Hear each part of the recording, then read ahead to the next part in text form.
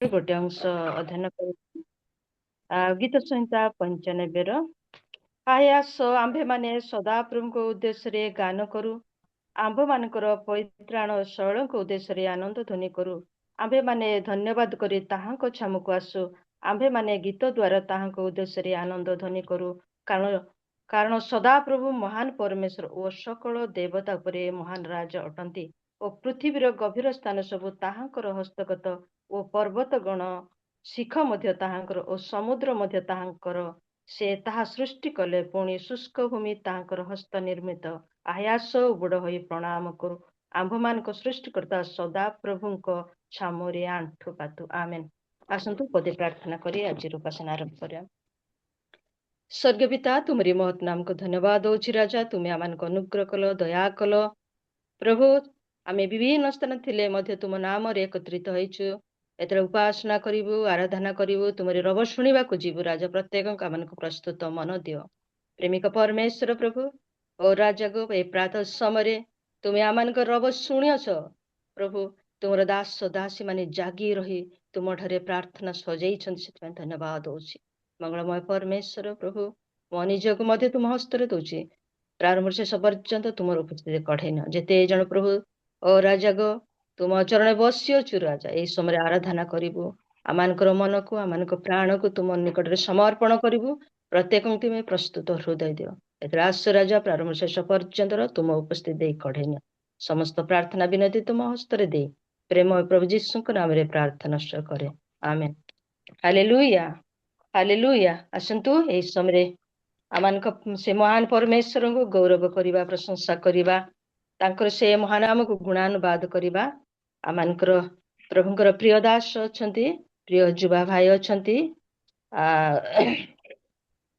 आमे ए समय मो आह्वान करे आमानकर विजय दीप भाई को प्रभु जीशु को नाम रे आह्वान करे सम्मुख आसीबे एवं आराधना मध्य को कढ़े नेबे। Thank you sir, thank you भगवान, धन्यवाद।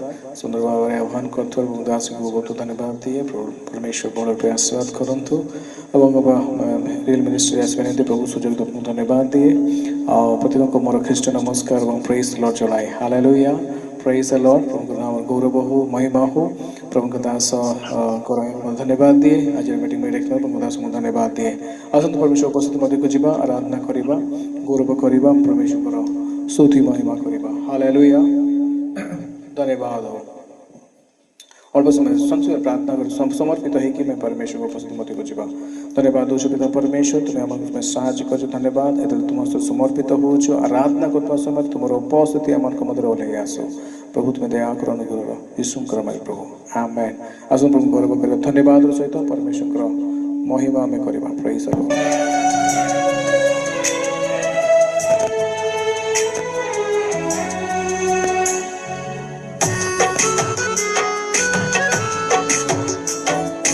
Thank you, Father. We worship you. समस्ते हमें जानिए चुकी तरह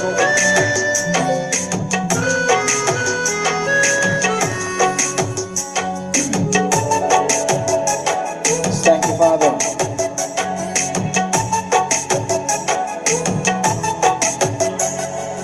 धन्यवाद पाओ प्रभु तुम्हें पूजा पाओ धन्यवाद पाओ प्रभु तुम्हें पूजा पाओ महिमा जिसु नाम महिमा स्तुति आराधना हो महिमा जिसु नाम महिमा स्तुति आराधना धन्यवाद पाओ प्रभु तुम्हें पूजा पाओ धन्यवाद पाओ प्रभु तुम्हें पूजा पाओ सारा जगत प्रभु तुम्हें आमेन हालेलुया से अमन को यीशु राजा आज परमेश्वर उपस्थित मध्य को जीवा प्रभु आज तुम धन्यवाद दिए तुम्हें परमेश्वर प्रभु hallelujah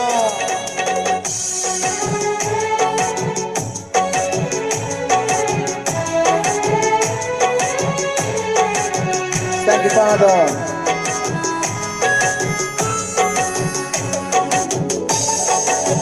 Hallelujah. Somos milimesi.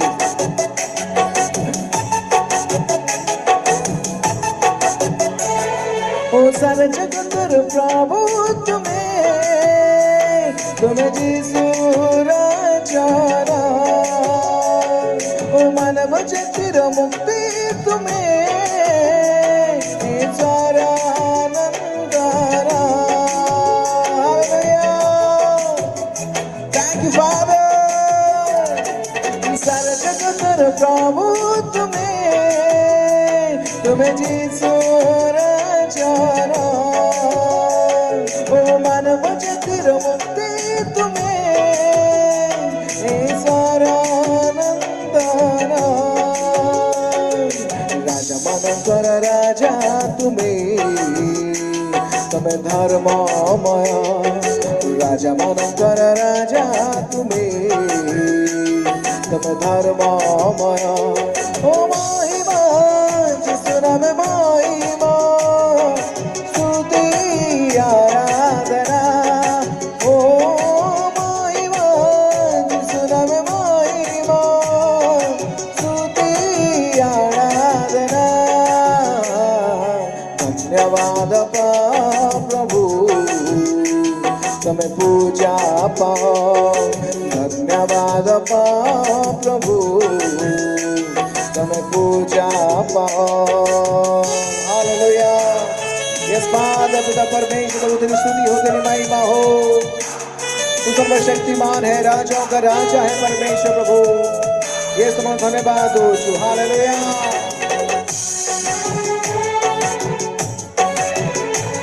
Thank you Lord Father yes प्रभु प्रशंसा सच्चाई विक्रम त्राण करता परमेश्वर प्रभु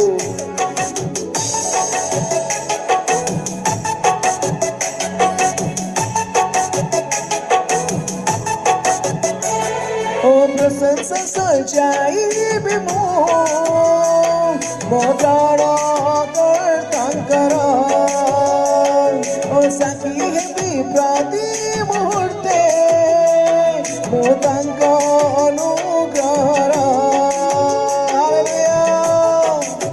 Thank you, Father.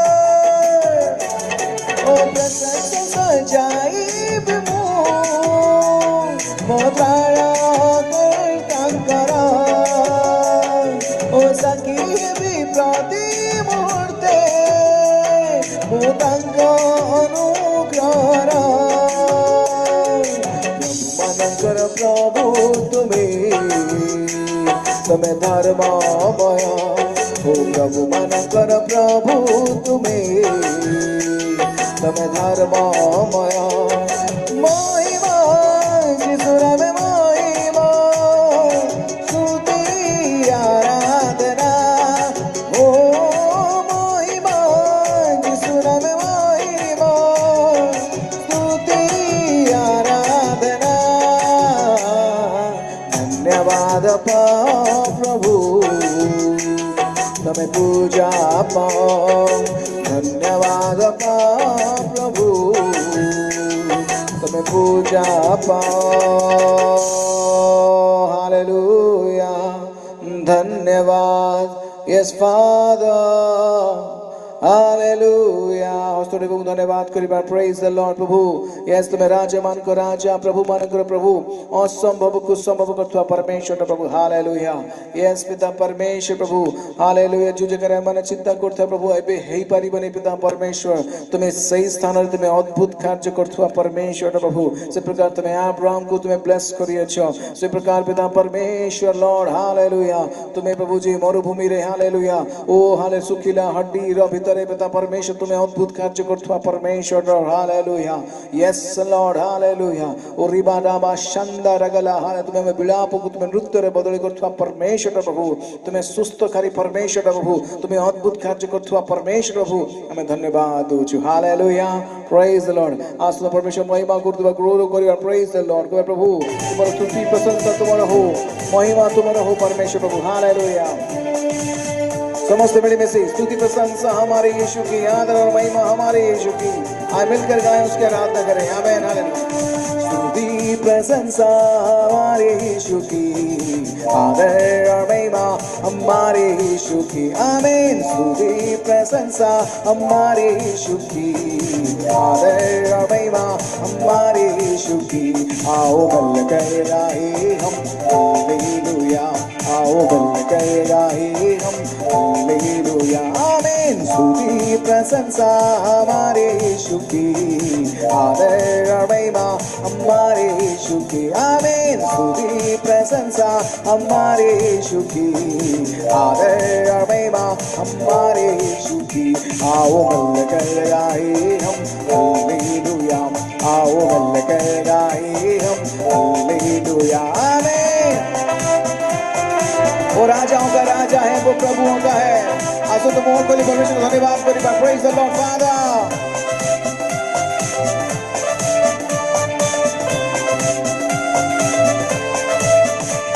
वो राजाओं का राजा यीशु राजा है, प्रभुओं का प्रभु यीशु प्रभु है। राजाओं का राजा यीशु राजा है, प्रभुओं का प्रभु यीशु प्रभु है। सारे जगत में वो काम करता है, अनंत जीवन वो सबको देता है, आमीन। सारे जगत से वो काम करता है, अनंत जीवन वो सबको देता है।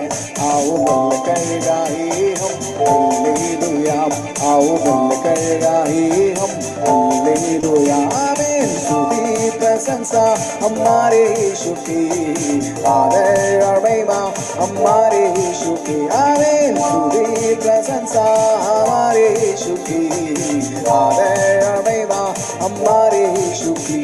आओ बल कर गाए हम हालेलुया, आओ बल कर गाए हम हालेलुया, आमीन। समस्त मिलकर से आराधना करो तो प्रेज द लॉर्ड, कोई चुप ना रहे, हालेलुया। अपने मुंह खोल के परमेश्वर का धन्यवाद करे, आराधना करे, हालेलुया। ओ जीसस। समस्त मिलकर से बीमार उसको छूकर चंगे होते हैं, बीमार उसको छूकर चंगे होते हैं, पापी उसके नाम से उद्धार पाते हैं। बीमार उसको छूकर चंगे होते हैं, पापी उसके नाम से उद्धार पाते हैं। सारे जगत से वो प्यार करता है, अनंत जीवन वो सबको देता है, आमीन। सारे जगत से वो प्यार करता है, अनंत जीवन वो सबको देता है। आओ बल कर गाए हम हालेलुया, आओ बल कर गाए हम हालेलुया। ऊंची आवाज में स्तुति प्रशंसा हमारे यीशु की, आदर और महिमा हमारे यीशु की, आमीन। स्तुति प्रशंसा हमारे यीशु की, आदर और महिमा हमारे यीशु की। आओ बल कर गाए हम हालेलुया, आओ बल कर गाए हम हालेलुया, आमीन। देखो वो बादलों पर आने वाला है, वो हर एक विश्वासियों को ले जाने वाला है, आमीन। जोमंतांगुलो अपेक्षित जैसे मांगो से नाम बिना सुरक्षित, आमीन। वो बादलों पर यीशु आने वाला है, विश्वासियों को ले जाने वाला है। बादलों पर यीशु आने वाला है, विश्वासियों को ले जाने वाला है। उसके साथ रहना ये कितना आनंद है, उसकी स्तुति करना कितना सौभाग्य है, आमीन। उसके साथ रहना ये कितना आनंद है, उसकी स्तुति करना कितना सौभाग्य है। आओ बल कर गाए हम हालेलुया, आओ बल कर गाए हम हालेलुया, आमीन। स्तुति प्रशंसा हमारे यीशु की, आदर और महिमा हमारे यीशु की, आमीन। स्तुति प्रशंसा हमारे यीशु की, आदर और महिमा हमारे यीशु की। आओ बल कर गाए हम हालेलुया, आओ बल कर गाए हम हालेलुया, आओ बल कर गाए हम हालेलुया, आओ बल कर गाए हम hallelujah. Thank you, Jesus. Oh, Father. Hallelujah. We worship you, Lord. Oh, धन्यवाद, धन्यवाद. Hallelujah. Praise the Lord. Amen. कितने परमेश्वर को उपस्थिति को अनुभव करते Praise the Lord. Amen. Hallelujah. जो जाकर तू की बातें जो धारते से मन को नहीं उड़ रहे ओ एक को मनो रे एक चित्र परजित में हम आराधना करता हूँ. Hallelujah. हित है मैं जूम रे करूँ. Hallelujah. Praise the Lord. किंतु परमेश्वर को उपस्थिति मन को समस्त मधुर अच्छी. Amen. Hallelujah. Praise the Lord. Praise the Lord. I will कर परमेश्वर के महिमा का तेरी सामर्थ्य से ओ प्रभु मुझे भर दे. Praise the Lord. Hallelujah. Praise the Lord. पिता परमेश्वर I will just get out there. All person of परमेश्वर को समर्पित हो जाए. प्रभु तुम्हें आज मैं तुम्हारे सामर्थ्य ले आसो. Yes प्रभु तुम्हें आज मैं ऊपर तुम्हें अनुग्रह करो. Yes amen hallelujah. रिबारा बाला बा शब्दा रगा रगा. ओ रिबारा शेरे तू छूले मुझे कर प्रभु hallelujah. प्रभु तुम्हें बहुत मैं जिसे स्पर्श करो. Amen. ओ तुम्हारे से अनुग्रह मुझे दरकार प्रभु जी. Your grace is sufficient for me, Father. Ribala Shadre. तेरी सामर से भर दे यीशु, रहूं मैं तेरा सदा. पवित्र आत्मा से भर दे मुझे, पवित्र रहूं सदा. ओ तेरी सामर से भर दे यीशु, रहूं मैं तेरा सदा. ओ पवित्र आत्मा से भर दे मुझे, पवित्र रहूं सदा. तू झूले मेरा प्रभु यीशु, तू झूले मेरा यीशु.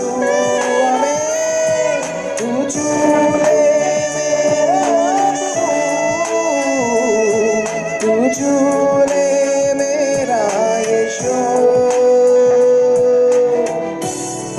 पिता परमेश्वर प्रभु तुम्हें आज मुझे छुई दे, तुम्हें स्पर्श करो प्रभु हालेलुया. ओ तुम्हारा सामर्थ्य मुझे दरकार पिता परमेश्वर, तुम्हारे अनुग्रह मुझे दरकार हालेलुया. ओ आज प्रभात समय रियल मिनिस्ट्री ऑफ इंडिया रे पिता परमेश्वर तुम्हारा उपस्थित होले आसु. प्रत्येक गृह रे होले आसु, प्रत्येक डिवाइस रे होले आसु. Yes amen hallelujah. Thank you, Father. Oh, Jesus. तू अद्भुत करने वाला परमेश्वर प्रभु. समझते एक बार praise the Lord. Hallelujah. Oh, Jesus.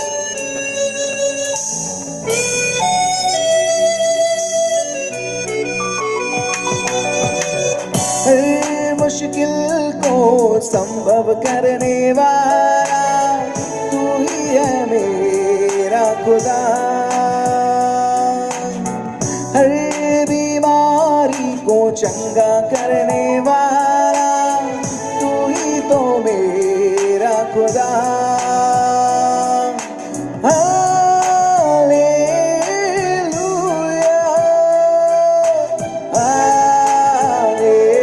Hallelujah. हर मुश्किल को संभव करने वाला तू ही है मेरा खुदा. Yes father. हर बीमारी को चंगा करने वाला तू ही तो मेरा खुदा. तू झूले मेरा प्रभु यस आमेन. तू झूले मेरा यीशु. तू झूले मेरा प्रभु, तू झूले मेरा यीशु. पिता परमेश्वर तू आज हर एक को छूले प्रभु. तू आज मुझे छूले प्रभु. या मैं कहता प्रभु तेरा दाहिना हाथ मेरे ऊपर रहे प्रभु. हालेलुया. क्योंकि प्रभु हमारे बाउंड्री को तू बढ़ा प्रभु जी. हमें तो ब्लेस कर प्रभु. Yes amen hallelujah. धन्यवाद धन्यवाद. Thank you Father.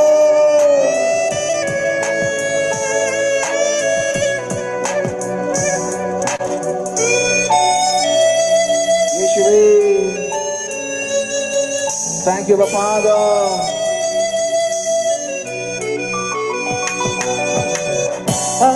मुझको तू चूले राजा, धन्य मैं हो जाऊं। दिल की सिंहासन में तू बस जा, सामर से भर जाऊं। Hallelujah, hallelujah.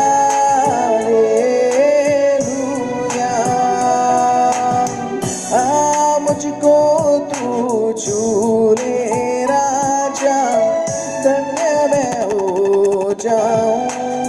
हमें दिल की आसन, हमें बस जा परमेश्वर प्रभु, मैं धन्य में हो जाऊं परमेश्वर प्रभु, और तू मुझे सामर्थ्य तो भर परमेश्वर। हालेलुया। Yes Lord. तू चूले मेरा प्रभु, हमें तू चूले मेरा यीशु, तू चूले मेरा प्रभु, तू चूले मेरा यीशु। ओ तेरी सामर्थ से भर दे यीशु, रहूं मैं तेरा सदा। पवित्र आत्मा से भर दे मुझे, पवित्र रहूं सदा। तू चूले मेरा प्रभु, तू चूले मेरा यीशु। यस फादर, तू चूले मेरा प्रभु, तू चूले मेरा यीशु। यस पिता परमेश्वर, आज प्रत्येक दुर्बलता चले जाओ, आज प्रत्येक मौदात्मा खर्च चले जाओ प्रभु, प्रत्येक अंधकार से तुझे सुख नाम रख चले जाओ लॉर्ड फादर। प्रभु तुम्हारा उपस्थिति आज ले आज प्रभु। धन्यवाद हो पिता, तुम्हें स्पर्श करियछ। धन्यवाद हो प्रभु, तुम्हें अनुग्रह करियछ। यस प्रभु, तुम्हें सर्वशक्तिमान, तुम्हें राजा मानकर राजा, तुम्हें प्रभु मानकर प्रभु परमेश्वर प्रभु, हमें धन्यवाद हो। Hallelujah. Yes, Lord Father. Yes, Lord Father. Yes, Lord Father. We give you glorified your name, Father. We give you glorified your name, Father. Oh पिता परमेश्वर प्रभु, तू सामर्थ्य से भरा धन्यवाद करते हैं। Yes, Lord Father. One more time, Father, we surrender to this morning, Father. One more time, we surrender to this morning, oh Lord. Oh तू छूले प्रभु, हालेलुया। तू छूले पिता परमेश्वर प्रभु जी, एक एक को तू छूले और तेरे सामर्थ्य से भर प्रभु, hallelujah. Thank you for all your blessing, Father. Thank you for all your goodness, oh Lord Father. प्रभु तुम्हारे से अपार करुणा निम्न धन्यवाद, तुम्हें से अनुग्रह निम्न धन्यवाद, तुम्हें ए तुम्हें संभालियो छे प्रभु। आमेन, हालेलुया। आज पिता परमेश्वर प्रभु 20 अगस्त पिता परमेश्वर प्रभु ओ 2026 पर तुम्हें पहुंचे छो, धन्यवाद हो छु। ओ प्रभु तुम्हें धन्यवाद प्रभु, हालेलुया। तुम्हारे से प्रत्येक अनुग्रह निम्न धन्यवाद, प्रत्येक विषय निम्न धन्यवाद हो छि। आज तुम्हारा ब्लेसिंग तुम्हें हे जाओ, आज प्रभु तुम्हें मन को हस्त तुम्हें दे छ, ब्लेस को छ, धन्यवाद हो छु। हालेलुया। Yes father, hallelujah. मैं समर्पित हे प्रभु जी, विशेष कर आगामी खाच तुम्हारे समर्पण करू छी। जो दास प्रभु तुम वाक्य नहीं आसबे पिता परमेश्वर, ताको मध्य तुम्हें सामर्थ्य सहित अभिषेक सहित प्रभु जी, ओ प्रभु use him in a mighty way Lord Father. And प्रभु तुम ताको मुख द्वारा तुम्हें कथा कुह पिता परमेश्वर। आज तुम पशु समस्त को स्पर्श करिछ, ब्लेस करिछ, अनुग्रह कर, धन्यवाद होछि। आगामी विषय को तुम उत्तर विषय को तुम समर्पित करी आदर महिमा गुरु बसंत तुमको दी प्रभु। चलो प्रार्थना यीशु के नाम रे मांगी प्रभु। आमेन, आमेन, आमेन। आमेन, आमेन। अति सुंदर भावरे प्रभुଙ୍କ ଉପସ୍ଥିତି ମଧ୍ୟକୁ କଢାଇ ଆଣିଥିବାରୁ ପ୍ରଭୁଙ୍କ ଦାସଙ୍କୁ, ତାଙ୍କ ସେବାମୟ ଜୀବନକୁ, ତାଙ୍କ ମିନିଷ୍ଟ୍ରି ପ୍ରଭୁ ଆଶୀର୍ବାଦ କରନ୍ତୁ, ଅନୁଗ୍ରହ କରନ୍ତୁ। ଏ ଯୁବା ସମୟରେ ପ୍ରଭୁଙ୍କ ନିମନ୍ତେ ଉତ୍ସର୍ଗୀକୃତ ଜୀବନ ଦେଇଥିବାରୁ ପ୍ରଭୁ ଆଶୀର୍ବାଦ କରନ୍ତୁ। ଆସନ୍ତୁ, ଅତି ସୁନ୍ଦର ଭାବରେ, ଅତି ସୁନ୍ଦର ଗଳା ମଧ୍ୟ ଦେଇଛନ୍ତି, ପ୍ରଭୁଙ୍କ ନିମନ୍ତେ ବ୍ୟବହାର ହେଉଛନ୍ତି। ବିଭିନ୍ନ ସ୍ଥାନ ଏପରି ଭାବରେ ଅନଲାଇନ ଅଫଲାଇନ ପ୍ରଭୁ ବ୍ୟବହାର କରନ୍ତୁ, ଆଶୀର୍ବାଦ କରନ୍ତୁ। ଆସନ୍ତୁ, ଏଇ ସମୟରେ ଆମେ ମୁଁ ଅନୁରୋଧ କରେ ଆମମାନଙ୍କର ହୋଷ୍ଟ ମହାଶୟଙ୍କୁ ପ୍ରଭୁ ଯୀଶୁଙ୍କ ନାମରେ ଆହ୍ୱାନ କରେ ସମ୍ମୁଖକୁ ଆସିବେ, ଆଜିର ବିଜ୍ଞାପନ ପ୍ରକାଶ କରିବେ।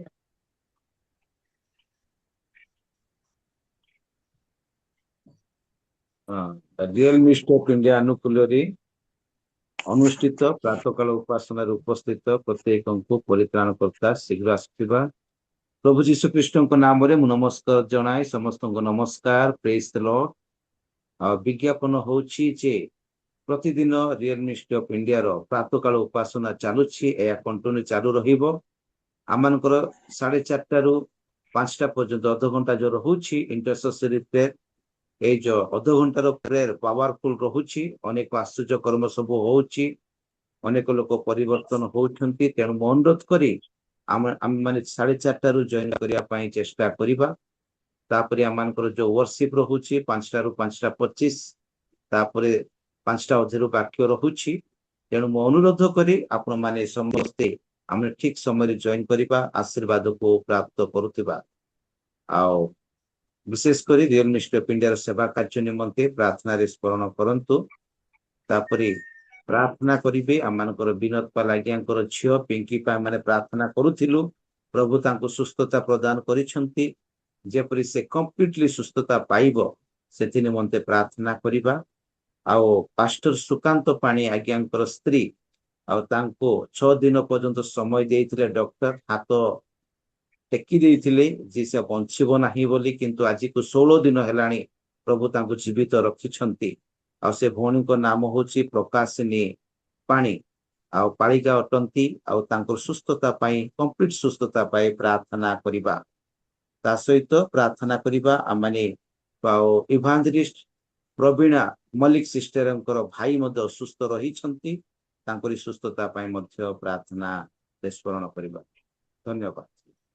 धन्यवाद भाई, सुंदर भाव विज्ञापन प्रकाश कर प्रभु आशीर्वाद करंतु। आमे विज्ञापन शुणी अच्छु, आमान गहण मध्य सुना भौणी अच्छा, से समस्त विषय नहीं आ प्रार्थना करेंगे। भौणी प्रेज द लॉर्ड। एवं आ गोटे विज्ञापन आमान झील बानिशीर सेप्टेम्बर 23 रे बालीडा चर्च मध्य अनुष्ठित होची। को भाई भौणी माने जदि इच्छा प्रकाश करती से माने जोग दे पारिबे। आसतु ए समय आम प्रार्थना करने को जीवा। जहाँ जहाँ विज्ञापन शुणी अच्छु, आज वक्ता महाशय आराधना करिथिबा प्रभु दास प्रत्येक प्रार्थना करेंगे। आम गहण मध्य हेमलता सुना भौणी अच्छा। भौणी प्रेज द लॉर्ड।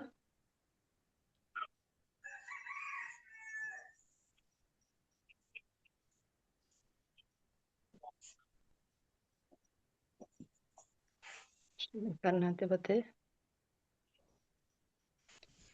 सुना भौणी प्रेज द लॉर्ड।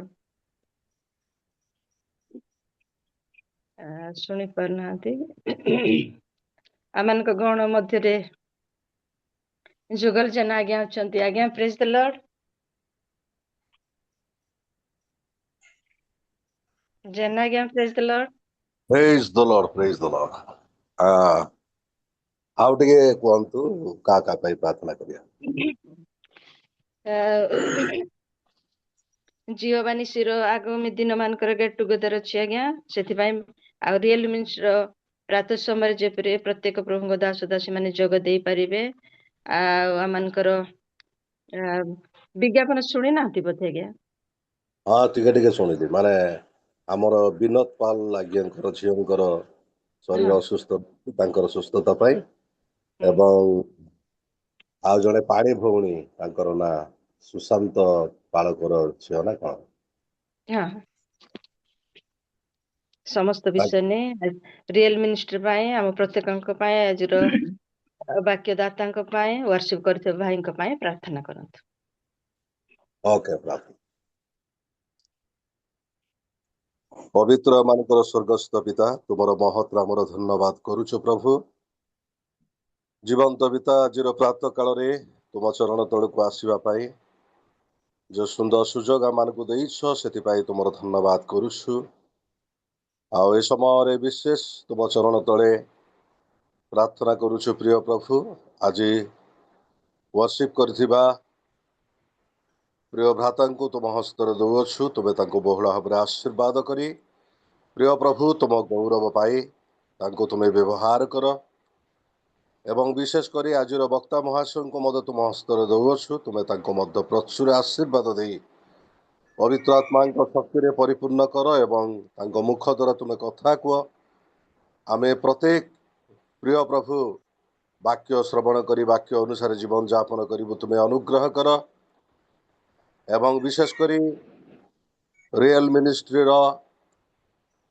प्रभु प्रतिदिन प्रभु सेवा उपासना को मध्य प्रभु तुम गौरवार्थ व्यवहार कर आउ जेपरी प्रभु प्रतिदिन उत्तम भाव में परिचालित हो पार से तुम्हें कृपा कर आईपरी विशेष कर तुम चरण तले प्रार्थना करुछु तुम दास विनोद पाल लागियांकर झींकर शरीर असुस्थ रही प्रिय प्रभु तांकर संपूर्ण सुस्थता निमंते प्रार्थना करुछु तुम्हें आपणार वाक्य पठाई तुम्हें तांको स्पर्श करी सुस्थता प्रदान कर बोली निवेदन करुअछु आईपरी पाणी भौणींकर झींक शरीर मध्य असुस्थ रही तांको मध्य प्रभु तुम हस्तर दौछु तुम्हें तांको मध्य स्पर्श करी सुस्थ सबल करी सुरक्षित कर एवं प्रिय प्रभु आजिर परिचालिका महाशया को मध्य तुम हस्तर दौछु तुम्हें तांको मध्य प्रभु तुम्हें ऊर्ध्वर शक्ति दे उत्तम भाव में परिचालना करने तुम्हें अनुग्रह कर एवं विशेष कर आज जिते जन पार्टिसिपेट करियछु प्रत्येक व्यक्ति विशेष को तुम हस्तर मु समर्पण करुछि नाम धरी धरी प्रत्येक को तुम्हें आशीर्वाद कर तही संगे संगे जिहोवा निशिर गेट टुगेदर रही आग को प्रिय प्रभु से मीटिंग रे जेपरी प्रभु सफलवंत हम से प्रत्येक आवश्यक विषय पूरण करी प्रभु से मीटिंग को तुम्हें सक्सेसफुल कर बोली निवेदन करुछु आउ तही संगे संगे जदि आउ कौन से विषय मु भूली जाइछि से सकल विषय को प्रिय प्रभु तुम हस्तरे दे प्रभु जीशु ख्रीष्ट नाम रे प्रार्थना कली पिता आमेन आमेन आमेन। धन्यवाद आज्ञा समस्त विषय नहीं प्रार्थना करिथिबारु प्रभु आशीर्वाद करंतु अनुग्रह करंतु आसंतु आमे प्रार्थना करिछु आराधना करिछु से जीवंत वाक्य श्रवण करबाकू जीवा निज निज को आमे प्रस्तुत करिबा प्रभुंकर निकटवर्ती हेबा आ वाक्य शुणिबा द्वारा आमान को विश्वास जात होई थाए आसंतु ए समय मो प्रभु जीशुंक से मधुमय नाम रे आह्वान करे आमान को मध्य रे बड़ नायक आज्ञा अछंती आ सम्मुख को आसीबे एवं आमान को निमित्त जे आवश्यक वाक्य आनी देइछंती ताहा वितरण करिवे आज्ञा। Praise the Lord. Praise the Lord, praise the Lord. Real ministry रो प्रातः उपासना रे उपस्थित होस्ट एवं प्रत्येक को प्रभु जीशु नाम रे नमस्कार जनाए। नमस्कार। मु कहिबा कथा सुनी पारुछंती? हेलो हेलो आज्ञा शुभुची आज्ञा आज्ञा शुभुची। धन्यवाद ए सुंदर सुजोग पाए। आसंतु आमे विलंब न करी प्रभु को वाक्य निकट को जीवा। आज चिंता निमंते मु आपमान सहित एस्टर पुस्तक तार 4 अध्याय 13 पदरु आमाने 17 पद पर्यंत पढ़िबा एवं चिंता करिबा। जणु मर्दक्ष एस्टर को एही प्रत्युत्तर देबाकू सेमानकू कहिले सबु जिहुदी मानक मध्यरु केवल तुम्बे राजगृह रे थिबारु जे रक्षा पाइब एहा मनरे भाव नाही। जेबे तुम्हे एही समय सर्वत भाव रे नीरव होई रुह तेबे अन्य कोनोसी स्थानरु जिहुदी मानकर उपकार और उद्धार उत्पन्न हब। मात्र तुम्हे ओ तुम्भर पितृवंश विनष्ट हेब। कि जाने तुम्हे एही परिश्रम निमंते राज्य प्राप्त होइछ। एथिरे एस्टर मध्यकଙ୍କୁ एही प्रत्युत्तर देबाकू सेमानकू कहिले तुम्हे जाई सुसन रे उपस्थित समस्त जिहुदीय लोकंकू एकत्र करी मो निमंते उपवास कर। पुणी 3 दिन जाए दिन रे कियो बा राति रे किछि भोजन कर नाही ओ किछि पान कर नाही। मध्य मो ओ मोर दासी गण तद्रूप उपवास करिबो। तहु व्यवस्था अनुଯାयी नहिले ही मो राजा निकट को जीवी तहिरे मो विनष्ट हेबी। तेणु मर्दक्ष चली जाई एस्टर समस्त आज्ञा अनुसार कर्म कले। प्रभु ए पठित वाक्य रे आम प्रत्येक को आशीर्वाद करंतु। प्रिय माने आमाने जो अंशटी पढ़िलु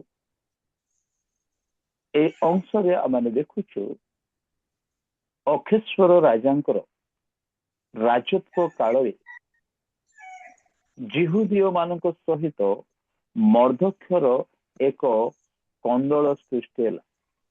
ଏହା ଏକ ବ୍ୟକ୍ତି ବିଶେଷକୁ ନେଇକି କନ୍ଦଳ ସୃଷ୍ଟି ହେଲା। ଅର୍ଥାତ୍ ହାମନକୁ ଅକ୍ଷେଶ୍ୱର ରାଜା ଉନ୍ନତି କଲେ, ଏକ ପଦ ଉନ୍ନତି ଦେଲା ବେଳେ ମର୍ଦ୍ଦକ୍ଷ ତାଙ୍କୁ ସମ୍ମାନିତ କଲେ ନାହିଁ। ଯୋଉ କାରଣରୁ ମର୍ଦ୍ଦକ୍ଷଙ୍କୁ ହାମନ କ୍ରୋଧାନ୍ୱିତ ହେଲେ ଆଉ ତାଙ୍କ ବିରୁଦ୍ଧରେ ତାଙ୍କୁ ନଷ୍ଟ କରିବାକୁ ଚିନ୍ତା କଲେ। କିନ୍ତୁ ସେ ଖାଲି ସେୟା କଲେ ନାହିଁ, ତାର 3 ପର୍ବର 6 ପଦ ଲେଖା ଅଛି, ମାତ୍ର ସେ କେବଳ ମର୍ଦ୍ଦକ୍ୟଙ୍କ ଉପରେ ହସ୍ତକ୍ଷେପ କରିବାକୁ ଲଘୁ ଜ୍ଞାନ କଲେ, କାରଣ ସେମାନେ ତାହାଙ୍କୁ ମର୍ଦ୍ଦକ୍ୟର ବଂଶୀୟ ଲୋକଙ୍କ କଥା ଜଣାଇଥିଲେ। ତେଣୁ ହାମନ ଅକ୍ଷେଶ୍ୱରର ସମୁଦାୟ ରାଜ୍ୟରେ ସମସ୍ତ ଜିହୁଦୀୟଙ୍କୁ ଅର୍ଥାତ୍ ମର୍ଦ୍ଦକ୍ୟର ଲୋକଙ୍କୁ ବିନାଶ କରିବାକୁ ଚେଷ୍ଟା କଲେ। ମୋର କହିବାର ଉଦ୍ଦେଶ୍ୟ, ମର୍ଦ୍ଦକ୍ୟଙ୍କ ପ୍ରତି ହାମନଙ୍କର କ୍ରୋଧ ଆରମ୍ଭ ହେଲା, ଶତ୍ରୁତା ଆରମ୍ଭ ହେଲା। କିନ୍ତୁ ହାମନ ସର୍ବ ଜିହୁଦୀୟ ଲୋକମାନଙ୍କ ପ୍ରତି ସେ ନଷ୍ଟ ଚକ୍ରାନ୍ତ କଲେ। এই ପ୍ରକାର ପରିପ୍ରେକ୍ଷୀରେ ମର୍ଦ୍ଦକ୍ୟ ଏଇ କଥାକୁ ଶୁଣିଲେ ଆଉ ମର୍ଦ୍ଦକ୍ୟ ସେ ଆପଣା ବସ୍ତ୍ର ଚିରି ଅଖା ପିନ୍ଧିଲେ। ଆଉ ସେ ଯଦିଓ ରାଜଦ୍ୱାରକୁ ଯିବାର ଏଇ ପ୍ରଥା ନାହିଁ, କିନ୍ତୁ ଏଇ ପ୍ରକାର ଜୀବନ କାଟିଲେ। ଆଉ ଏଇ କଥା ଏଷ୍ଟର ରାଣୀକୁ କୁହାଗଲା। ଯେହେତୁ ଏଷ୍ଟର ରାଣୀକୁ କୁହାଗଲା ପରେ ଏଷ୍ଟର ରାଣୀ ମର୍ଦ୍ଦକ୍ୟ ନିମନ୍ତେ ସେ ବସ୍ତ୍ର ପଠେଇଲେ, ବସ୍ତ୍ର ପରିବର୍ତ୍ତନ କର ବୋଲିକି ତାଙ୍କୁ ଆଦେଶ କଲେ। ସେଇ ସମୟରେ ମର୍ଦ୍ଦକ୍ୟ ଏଷ୍ଟର ରାଣୀକୁ ଗୋଟେ ସମ୍ବାଦ ଦଉଛନ୍ତି, ତାହା ହଉଛି ଯେଣୁ ମର୍ଦ୍ଦକ୍ୟ ଏଷ୍ଟରଙ୍କୁ ଏହି ପ୍ରତ୍ୟୁତ୍ତର ଦେବାକୁ ସେମାନଙ୍କୁ କହିଲେ, ସବୁ ଜିହୁଦୀୟ ମାନଙ୍କ ମଧ୍ୟରୁ କେବଳ ତୁମ୍ଭେ ରାଜଗୃହରେ ଥିବାରୁ ଯେ ରକ୍ଷା ପାଇବ, ଏହା ମନରେ ଭାବ ନାହିଁ। ପ୍ରିୟମାନେ, এই ଯୋଉ ଅଂଶଟି ପଢିଲୁ, ଏହା ମର୍ଦ୍ଦକ୍ୟ ଏଷ୍ଟରକୁ ଜଣେଇଲେ ଯେ ତୁମର ଅବସ୍ଥା, ତୁମର ସ୍ଥାନ, ତୁମର ପରିବେଶ ଜିହୁଦୀୟ ମାନଙ୍କ ପରିବେଶ ଠାରୁ ଯଦିଓ ସେମାନେ ଅଲଗା ସ୍ଥାନରେ ଅଛନ୍ତି, ତୁମେ ଆଉ ଏକ ସ୍ଥାନରେ ଅଛ, ତୁମେ କମ୍ଫର୍ଟ ଲାଇଫରେ ଅଛ, ତୁମେ ରାଜସିଂହାସନରେ ଅଛ, ତୁମେ ବିପଦ ଶୂନ୍ୟ ସ୍ଥାନରେ ଅଛ। କିନ୍ତୁ ଯଦି ଜିହୁଦୀୟ ମାନଙ୍କ ପ୍ରତି ବିପଦ ଅଛି, ସମସ୍ୟା ଅଛି, ଦୁଃଖ ଅଛି, ତୁମେ ସେଥିରୁ ବାଦ ପଡିବାର ନୁହଁ। ଏଇ କଥାଟି ମର୍ଦ୍ଦକ୍ୟ କହିଲେ। ଏଣୁ ତାର 14 ପଦ ଲେଖେ, ଯେବେ ତୁମ୍ଭେ ଏହି ସମୟରେ ସର୍ବତ ନୀରବ ହୋଇ ରୁହ, ତେବେ ଅନ୍ୟ କୌଣସି ସ୍ଥାନରୁ ଜିହୁଦୀୟ ମାନଙ୍କର ଉପକାର ଓ ଉଦ୍ଧାର ଉତ୍ପନ୍ନ ହବ। ମାତ୍ର ତୁମ୍ଭେ ଓ ତୁମ୍ଭର ପିତୃବଂଶ ବିନଷ୍ଟ ହବ। କିଏ ଜାଣେ ତୁମ୍ଭେ ଏହି ପରିଶ୍ରମ ନିମନ୍ତେ ରାଜ୍ୟ ପ୍ରାପ୍ତ ହେଇଛ। ପ୍ରିୟମାନେ, ମର୍ଦ୍ଦକ୍ୟ ଏକ ସୁନ୍ଦର ସୂଚନା ଦଉଛନ୍ତି, ଯଦି ତୁମେ ନୀରବ ରହିବ, ପ୍ରଭୁ ତାଙ୍କ କାମ ସେ କରିବେ। ଯାହାର କାମ ଯୋଉ ନିମନ୍ତେ ହୁଏ, ସେ ଯଦି କରିବ ନାହିଁ, ତେବେ ପ୍ରଭୁ ଆଉ କାହାକୁ ଠିଆ କରିବେ ଆଉ ସେ କାମ କରିବେ। ଏଣୁ ତୁମେ ଯଦି ନୀରବ ରହିବ ସର୍ବତ ଭାବରେ, ମୁଁ ତ କମ୍ଫର୍ଟ ଲାଇଫରେ ରହିଲି, ତେଣୁ ମୋର କିଛି ଅସୁବିଧା ନାହିଁ, ତୁମେ ଯଦି ନୀରବ ରହିବ, ପ୍ରଭୁ ଆଉ କୋଉଠୁ ଉଦ୍ଧାର ସାଧନ କରିବେ। କିନ୍ତୁ ମନେ ରଖ, ତୁମ୍ଭେ ଓ ତୁମ୍ଭର ପିତୃବଂଶ ସମ୍ପୂର୍ଣ୍ଣ ବିନଷ୍ଟ। କିଏ ଜାଣେ ପ୍ରଭୁ ତୁମକୁ ଏଇ ପଦବୀ, ଏଇ ସ୍ଥାନ, ଏଇ କମ୍ଫର୍ଟ, ଏଇ ଅର୍ଥ, ଏଇ ଜୀବନ ଯାପନ ଦେଲେ ଏଇଥିରୁ ଏଇ ରାଜ୍ୟର କାର୍ଯ୍ୟ କରିବ। ଘଟଣାଟି ହେଉଛି ଏହା। ତାପରେ ଏଷ୍ଟର ମର୍ଦ୍ଦକ୍ୟଙ୍କୁ ପ୍ରତ୍ୟୁତ୍ତର ଦେଲେ, ଯେ ସମର୍ପିତ ହେଲେ, ପ୍ରାର୍ଥନାରେ ରହିଲେ, ଉପବାସ କଲେ, ଆଉ ସେ ନିଜକୁ ତ୍ୟାଗ କଲେ। ଘଟଣାଟି ହେଉଛି ଏହା। କିନ୍ତୁ ମୁଁ ଆପଣଙ୍କ ସହିତ ତିନୋଟି କଥାକୁ ରଖିବି। ପ୍ରଥମ କଥା ହଉଛି ଭାବନା ଓ ନିରବତା ଉପକାର ଉଦ୍ଧାର ଆଣେ ନାହିଁ। ଭାବନା ଓ ନିରବତା ଉପକାର ଆଣେ ନାହିଁ କି ଉଦ୍ଧାର ଆଣେ ନାହିଁ। ହୁଏତ ଆମମାନେ ଅନ୍ୟମାନଙ୍କ ପ୍ରତି ବା ସେଦିନ ମର୍ଦ୍ଦକ୍ୟଙ୍କ ଭାବନା ସହିତ ଏଷ୍ଟରଙ୍କ ଭାବନା ସମାନ ହେଇପାରେ, କିନ୍ତୁ ଭାବନା ଯେ ଉଦ୍ଧାର ସାଧନ କରିବ ଏ କଥା ସମ୍ଭବପର ନୁହେଁ।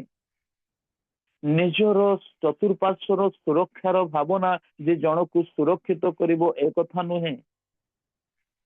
ଜଣଙ୍କର ନିରବତା ଯେ ତା ଜୀବନରେ ଅନ୍ୟମାନଙ୍କ ପ୍ରତି ବିପଦ ହେଲା ବେଳେ ଜଣେ ନିରବତା ରହିଯିବ ଆଉ ଅନ୍ୟମାନେ ବିପଦର ସମ୍ମୁଖୀନ ହେବେ ତାହା ମଧ୍ୟ ନୁହେଁ। ତାର 13 ପଦ 14 ପଦରୁ ସେ କହୁଛନ୍ତି, ତୁମେ ଯଦି ଭାବୁଛ ମୁଁ ସୁରକ୍ଷିତ ହେଇଯିବି, ମୁଁ ନିରବ ରହିଗଲେ ସୁରକ୍ଷିତ ହେଇଯିବି, କାରଣ ଭାବନା ଓ ନିରବତା ସୁରକ୍ଷା ପାଏ ନାହିଁ। ପ୍ରିୟମାନେ, ବାଇବେଲରୁ ଗୋଟେ ଉଦାହରଣକୁ ଦିଟା ଉଦାହରଣକୁ ମୁଁ ରଖିବି। ଭାବନା ଏବଂ ନିରବତା ମଧ୍ୟରେ ବିପଦ ଆସିଛି, କିନ୍ତୁ ଭାବନାକୁ ଛାଡି କର୍ମମୟ ଜୀବନ ଦ୍ୱାରା ଉପକାର ଉଦ୍ଧାର ସୁରକ୍ଷା ଆସିଛି। ପ୍ରଥମ ଘଟଣାଟି ମୁଁ କହିବି, ପଢିବାର ସମୟ ସାପେକ୍ଷ। ଦ୍ୱିତୀୟ ରାଜାବଳୀ ତାର 5 ଅଧ୍ୟାୟ 11 ପଦରେ ଯଦି ଦେଖିବେ, ନାମାନ ଗୋଷ୍ଠୀ, ଆମେ ସମସ୍ତ ଘଟଣା ଜାଣୁ, ତେଣୁ ମୁଁ ତାକୁ ପୁରାପୁରି ବିଶ୍ଳେଷଣ କରିବାକୁ ଚାହେଁ ନାହିଁ। ନାମାନ କୌଣସି ପ୍ରକାରେ ସେ ଯାଇଛନ୍ତି ଆଉ ପ୍ରଭୁଙ୍କ ଦାସ ଏଲିସାଙ୍କ ନିକଟରେ ଉପସ୍ଥିତ ଅଛନ୍ତି। 11 ପଦ ଲେଖା ଅଛି, ମୁଁ ଭାବିଥିଲି ସେ ମୋ ନିକଟକୁ ଆସିବ, ସଦାପ୍ରଭୁଙ୍କ ନାମରେ ମତେ ସ୍ପର୍ଶ କରିବ ଓ କହିବ ସୁସ୍ଥତା ଦବ। କିନ୍ତୁ ପ୍ରଭୁଙ୍କ ଦାସ ସେ ଜଣକ ଦ୍ୱାରା ଖବର ପଠେଇଲେ, ତୁମେ ଯାଅ ଜର୍ଦ୍ଦନରେ 7 ଥର ଡୁବି ଯାଅ। ନାମାନ ଭାବିଥିଲା ସେ ମୋର ଭାବନା ଅନୁସାରେ ମୋ ପ୍ରତି ଘଟିବ, କିନ୍ତୁ ଈଶ୍ୱରଙ୍କ ବାକ୍ୟ ମର୍ଦ୍ଦକ୍ୟ ଏଷ୍ଟରକୁ କହୁଛନ୍ତି, ତୁମର ଭାବନା, ତୁମର ନିରବତା ତୁମକୁ ରକ୍ଷା କରିବ ନାହିଁ କି ତୁମକୁ ଉଦ୍ଧାର କରିବ ନାହିଁ। ତାର ଉଦାହରଣ ସ୍ୱରୂପ, ଯଦି ନାମାନ କୁଷ୍ଠ ରୋଗୀ ସୁସ୍ଥତା ପାଇବାର ଇଚ୍ଛାରେ ଏକ ଛୋଟ ବାଳିକାର ସମ୍ବାଦରେ ଗଲେ, ରାଜାର ପତ୍ର ନେଇକି ଗଲେ, ଆଉ ତା ବାଦରେ ପହଞ୍ଚି ଗଲେ, କିନ୍ତୁ ଭାବନା ଅଛି ଯେ ପ୍ରଭୁଙ୍କ ଲୋକ ଆସିବ, ଛୁଇଁବ, କହିବ ଆଉ ମତେ ସୁସ୍ଥ କରିବ। କିନ୍ତୁ ପ୍ରଭୁଙ୍କ ଲୋକ ତାଙ୍କୁ ଖାଲି ଅର୍ଡର କଲେ ଆଉ ସେ ବି ଆସିଲେ ନାହିଁ। ସେ ମୋର କହିବାର ଉଦ୍ଦେଶ୍ୟ, ସେ ସେଇ ଭାବନା ନେଇ ଫେରି ଯାଉଥିଲା, ତୁଳନାତ୍ମକ କଲା, କିନ୍ତୁ ସୁସ୍ଥତା ପାଇନଥିଲା। ପ୍ରଭୁଙ୍କ ଦାସଙ୍କ କଥା ନ ଶୁଣି ତାର ଦାସ ମାନଙ୍କ କଥା ଶେଷରେ ଶୁଣିଲା, ଆଉ ଫଳରେ କର୍ମମୟ ଜୀବନ ହବାରୁ ତାର ଉଦ୍ଧାର ହେଲା, ସୁସ୍ଥତା ପାଇଲା, ଶୁଚି ହେଲା, ଆଉ ତା ଜୀବନର ପରିବର୍ତ୍ତନ ଦେଖାଗଲା।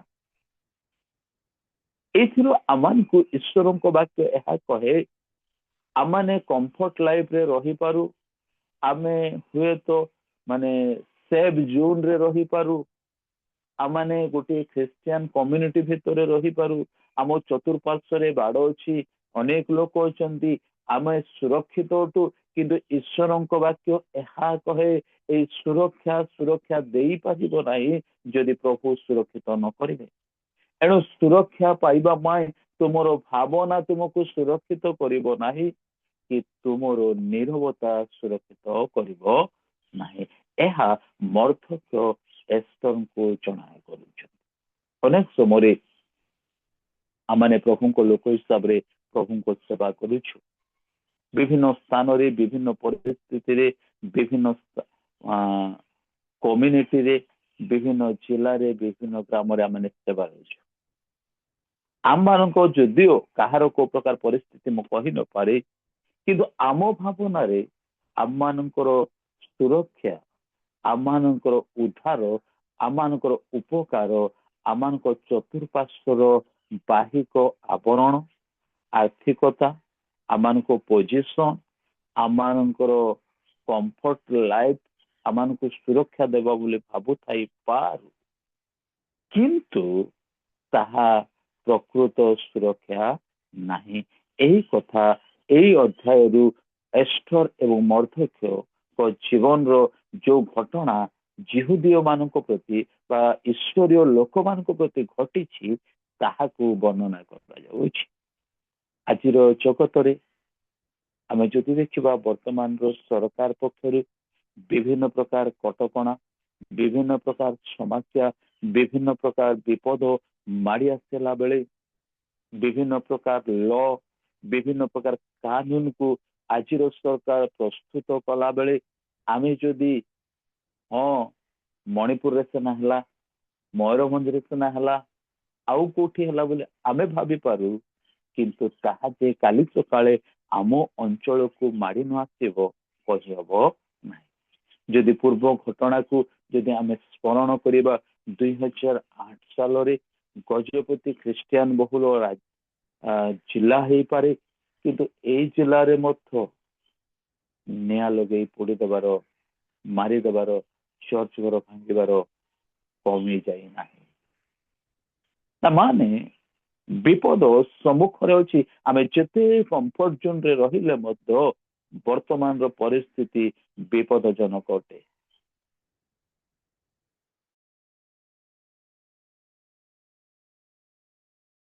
କରାଯାଉଛି, ବିଦ୍ରୋହୀ ମାନେ ମୁଣ୍ଡ ଟେକି ଠିଆ ହଉଛନ୍ତି। ତେବେ ଆମମାନଙ୍କ କର୍ତ୍ତବ୍ୟ ଉପକାର ନିମନ୍ତେ, ଉଦ୍ଧାର ନିମନ୍ତେ କିଛି କରିବା ଆବଶ୍ୟକ। ହୁଏତ ମୁଁ ଗୋଟେ ସ୍ଥାନରେ ହଷ୍ଟେଲ ଖୋଲିଲି, ଗୋଟେ ସ୍ଥାନରେ ଡାଇରେକ୍ଟର ହେଇ ରହିଲି, ହୁଏତ ଗୋଟେ ମଣ୍ଡଳୀରେ ପାଳକ ହେଇ ରହିଗଲି, କିନ୍ତୁ ତାହା ଯେ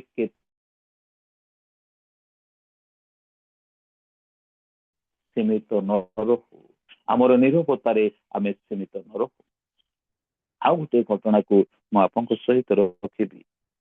ଯଦି ଦେଖିବା ଜଣେ ମୂର୍ଖ ଧନୀର କଥା, ଲୋକ ପୁସ୍ତକ ତାର 12 ଅଧ୍ୟାୟର 26 ପଦରୁ 20 ପଦ ଭିତରେ ଆମେ ସମସ୍ତେ ସେଇ ଘଟଣାଟି ଜାଣୁ।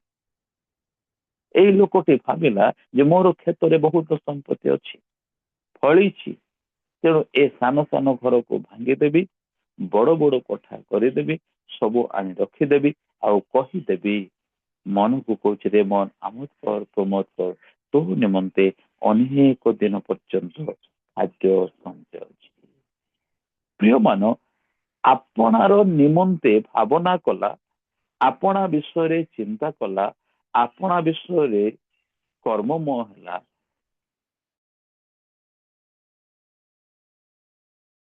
ତ ଉପରେ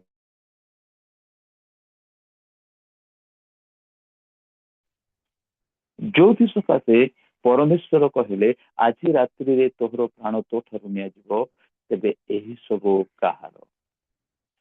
ପ୍ରିୟମାନେ, ଏହାର ଭାବନା କଳ୍ପନା ଯଦିଓ ଉତ୍ତମ ଦେଖାଗଲା, କାରଣ ରଖିବାକୁ ସ୍ଥାନ ନିଅଣ୍ଟ ହେଲେ କୋଠା ଭାଙ୍ଗି ବଡ କରି ରଖିବା ଭୁଲ ବିଷୟ ନୁହଁ, କିନ୍ତୁ ନିଜ ନିମନ୍ତେ ସ୍ୱାର୍ଥପର ଭାବନାଟି ଏକ ବିପଦପୂର୍ଣ୍ଣ।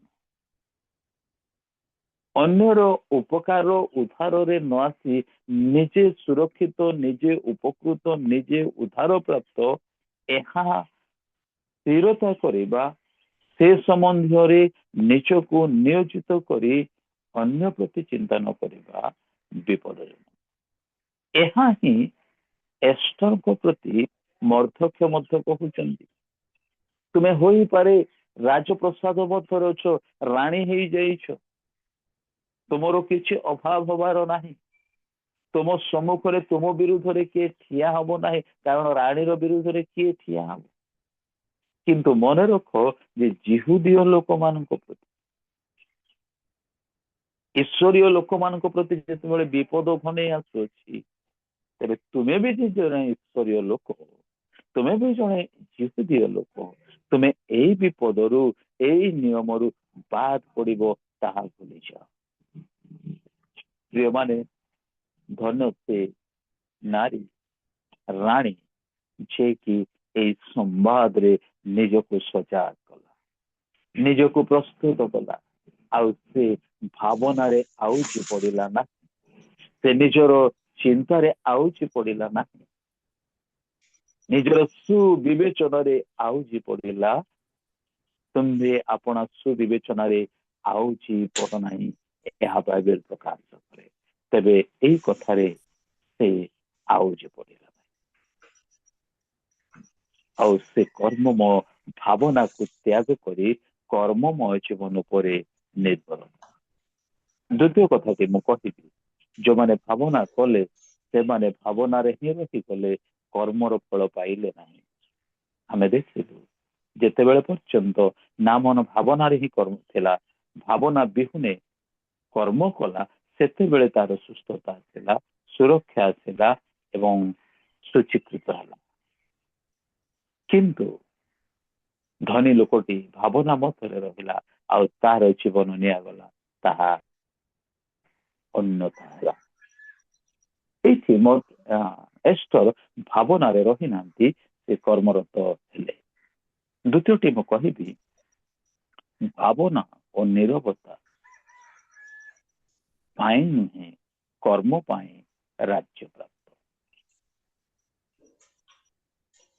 14 ପଦର ଶେଷ ଅଂଶ ଲେଖା ଅଛି କିଏ ଜାଣି ତୁମ୍ଭେ ଏହିପରି ସମୟ ନିମନ୍ତେ ରାଜ୍ୟ ପାଇଅଛ। ପ୍ରିୟମାନେ ଈଶ୍ୱରଙ୍କ ବାକ୍ୟରୁ ମର୍ଦ୍ଦୋଖୀଙ୍କ ଦେଇ ଏଷ୍ଟରକୁ ଏକ ସୂଚନା ଦିଆଯାଉଛି ତୁମର ରାଜ୍ୟ ପ୍ରାପ୍ତ ଭିତରେ ଭାବନା ନୁହେଁ କି ନିରବତା ନିମନ୍ତେ ରାଜ୍ୟ ପାଇନାହଁ। ତୁମେ କର୍ମମୟ ଜୀବନ କାଟିବା ପାଇଁ ରାଜ୍ୟ ପାଇଅଛ। ତେଣୁ ମୁଁ ତାକୁ ଏ ପ୍ରକାର ଭାବରେ କହେ ଭାବନା ଓ ନିରବତା ପାଇଁ ନୁହେଁ କର୍ମ ପାଇଁ ରାଜ୍ୟ ପ୍ରାପ୍ତ ହେଇଅଛ। ତୁମେ ଜିହୁଦୀୟ ଲୋକ ଥିଲ ବାପା ଛଣ୍ଡ ଥିଲ ତୁମର ବାପା ଆଉ ଜଣେ ପ୍ରତିପାଳକ ବାପା ହେଲେ ତୁମକୁ ନେଇକି ରାଣୀ ହେବା ନିମନ୍ତେ ତାର ଚୟନ ପ୍ରକ୍ରିୟାରେ ରଖାଗଲା କିନ୍ତୁ ସେଇ ଚୟନ ପ୍ରକ୍ରିୟାରେ ରଖାଗଲା ବେଳେ ପ୍ରଭୁ ଅନୁଗ୍ରହର ଦ୍ୱାର ଖୋଲେ ହାଗରଙ୍କ ନପୁଂସକ ହାଗରଙ୍କ ଦ୍ୱାରା ତୁମେ ଅନୁଗ୍ରହ ପାଇଲ ଆଉ ରାଣୀ ହେଲ ରାଜାର ଅନୁଗ୍ରହର ପାତ୍ରୀ ହେଲ। ଏ ସମସ୍ତ ମଧ୍ୟରେ ତୁମେ ନିରବତା ରହିବା ପାଇଁ ନୁହେଁ। ଏହି କିଏ ଜାଣେ ତୁମେ ଏହିପରି ସମୟ ନିମନ୍ତେ ରାଜ୍ୟ ପ୍ରାପ୍ତ ହେଇଛ। ଆମମାନଙ୍କ ଜୀବନରେ ଆମମାନଙ୍କ ପୂର୍ବପୁରୁଷ ମାନେ ପ୍ରଭୁଙ୍କ ସେବା କଲେ।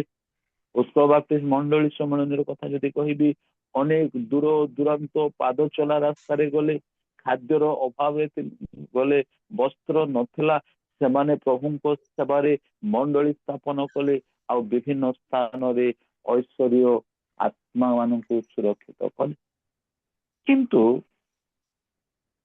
ସେମାନଙ୍କର ପରିଶ୍ରମ ସେମାନଙ୍କ କଷ୍ଟ ସେମାନଙ୍କର ଜୀବନ ଯାତ୍ରା କଷ୍ଟ ଥିଲା ବେଳେ ଆମମାନେ ସମସ୍ତେ ଏକ କମ୍ଫର୍ଟ ଜୋନରେ ସେବା କାର୍ଯ୍ୟ କରୁଛୁ।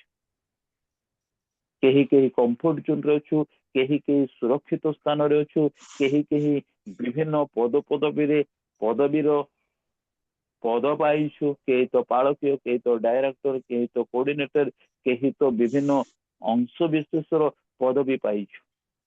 ତେବେ ଏଇ ପଦବୀ ଆମମାନଙ୍କୁ ନିରବତା ପାଇଁ ନୁହେଁ ଏଇ ପଦବୀ ଆମମାନଙ୍କୁ ଭାବନା ନିମନ୍ତେ ନୁହେଁ ଏହା କର୍ମ କରିବା ନିମନ୍ତେ। ଦେଖାଉଛି କିଏ ଜାଣେ ତୁମ୍ଭେ ଏହି ପରିଶ୍ରମ ନିମନ୍ତେ ରାଜ୍ୟ ପ୍ରାପ୍ତ ହେଇଅଛ। ଆଜିର ଜଗତର ପରିସ୍ଥିତି ମଧ୍ୟରେ ପ୍ରଭୁଙ୍କ ପ୍ରତି ପ୍ରଭୁଙ୍କ ଲୋକମାନଙ୍କ ବିପଦରେ ସୁରକ୍ଷା ଦେବା ପ୍ରତି ଆମମାନଙ୍କୁ କିଛି କରିବା ପାଇଁ ପ୍ରଭୁ ଆମମାନଙ୍କୁ ପଦ ପଦବୀ ଦେଇଛନ୍ତି।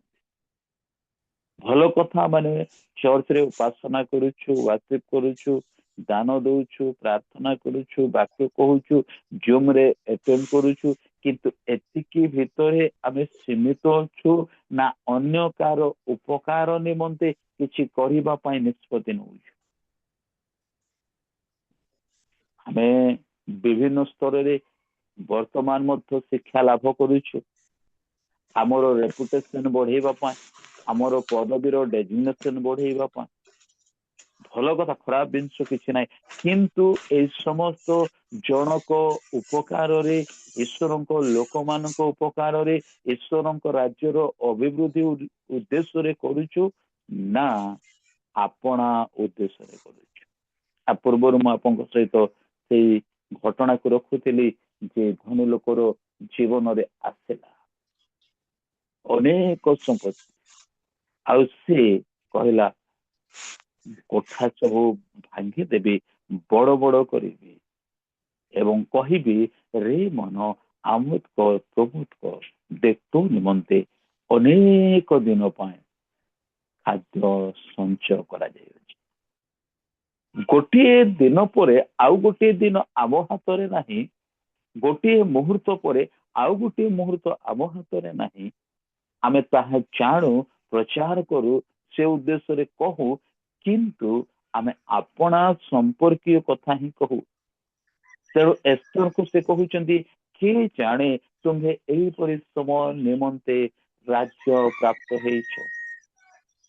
ଆମର ପଦ ପଦବୀ, ଆମର ଧନ ପ୍ରାପ୍ତ, ଆମର ଆସନ ପ୍ରାପ୍ତ, ଆମମାନଙ୍କ ସେବା ପ୍ରାପ୍ତ, ଆମମାନଙ୍କର ପରିବାର ପ୍ରାପ୍ତ, ଆମମାନଙ୍କ ଯାହା ବି ପାଇଛୁ ତାହା ଏହି ସମୟରେ ବିନିଯୋଗ କରିବା ପାଇଁ, ଏହି ସମୟରେ ଅନ୍ୟର ଉଦ୍ଧାର ନିମନ୍ତେ, ଅନ୍ୟର ଉପକାର ନିମନ୍ତେ, ନା ନିଜର ଉଦ୍ଧାର, ନିଜର ଉପକାର। ଯଦି ନିଜର ଉଦ୍ଧାର, ନିଜର ଉପକାର, ଭଲ କଥା। ମନୁଷ୍ୟ ଯଦି ସର୍ବ ଜଗତ ଲାଭ କରି ଆପଣା ଜୀବନ ହରାଏ, ତାହା ତହିଁରେ ତାର କି ଲାଭ ହବ? ଭଲ କଥା। ନିଜର ଉଦ୍ଧାର ସହିତ ପାଇଥିବା ପଦବୀର, ପାଇଥିବା ଦାୟିତ୍ୱର, ପାଇଥିବା କର୍ତ୍ତବ୍ୟର, ପାଇଥିବା ନେତୃତ୍ୱର ଉପକାର ମଧ୍ୟ ହେବା ଆବଶ୍ୟକ। ତେଣୁ ମର୍ଦ୍ଦୋଖୀୟଙ୍କ ଦେଇ ପରମେଶ୍ୱର ଏସ୍ତରଙ୍କୁ ଏକ ସୂଚନା ଦଉଛନ୍ତି, କିଏ ଜାଣି ତୁମ୍ଭେ ଏହିପରି ସମୟ ନିମନ୍ତେ ରାଜ୍ୟ ପ୍ରାପ୍ତ ହେଇଛ। ଆଜି ଜଗତରେ, ଆମ ଜିଲ୍ଲାରେ, ଆମ ରାଜ୍ୟରେ, ଆମ ଭାରତ ବର୍ଷରେ ବିଭିନ୍ନ ପ୍ରକାର କଟକଣାର ପରିସ୍ଥିତି ଆସିଲା ବେଳେ, ଆଜି ବିପଦ ସଂକଟରେ ଆଜି ଖ୍ରୀଷ୍ଟିଆନ ଲୋକମାନେ, ପ୍ରଭୁଙ୍କ ସେବକ ସେବିକା ମାନେ ବିପଦର ସଂକଟରେ ରହିଲା ବେଳେ, ଆଜି ଆମେ ଯଦି କିଛି ପାଇଛୁ, କିଛି ପଦବୀ ପାଇଛୁ, କିଛି ଦାୟିତ୍ୱ ପାଇଛୁ, କିଛି ଉପକାର ଜନକ ଜୀବନ ପାଇଛୁ, ଆମେ କମ୍ଫର୍ଟ ଜୋନରେ ଅଛୁ, ଅନ୍ୟମାନଙ୍କ ଉପକାରକୁ ଆସିବା ପାଇଁ ଚେଷ୍ଟା କରୁ।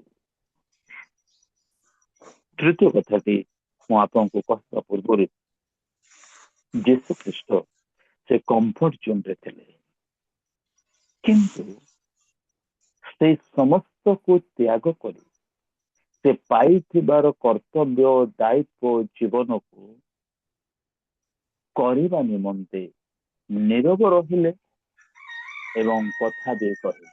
ଯଦି ଆମେ ଯୀଶା ପୁସ୍ତକରେ ଦେଖୁଛୁ, ସେ ନୀରବ ମେଷତୁଲ୍ୟ ବୋଧଯୋଗ୍ୟ ସ୍ଥାନକୁ ନିଆଯିବା ନିମନ୍ତେ ମଥା ପାଇ ସହି।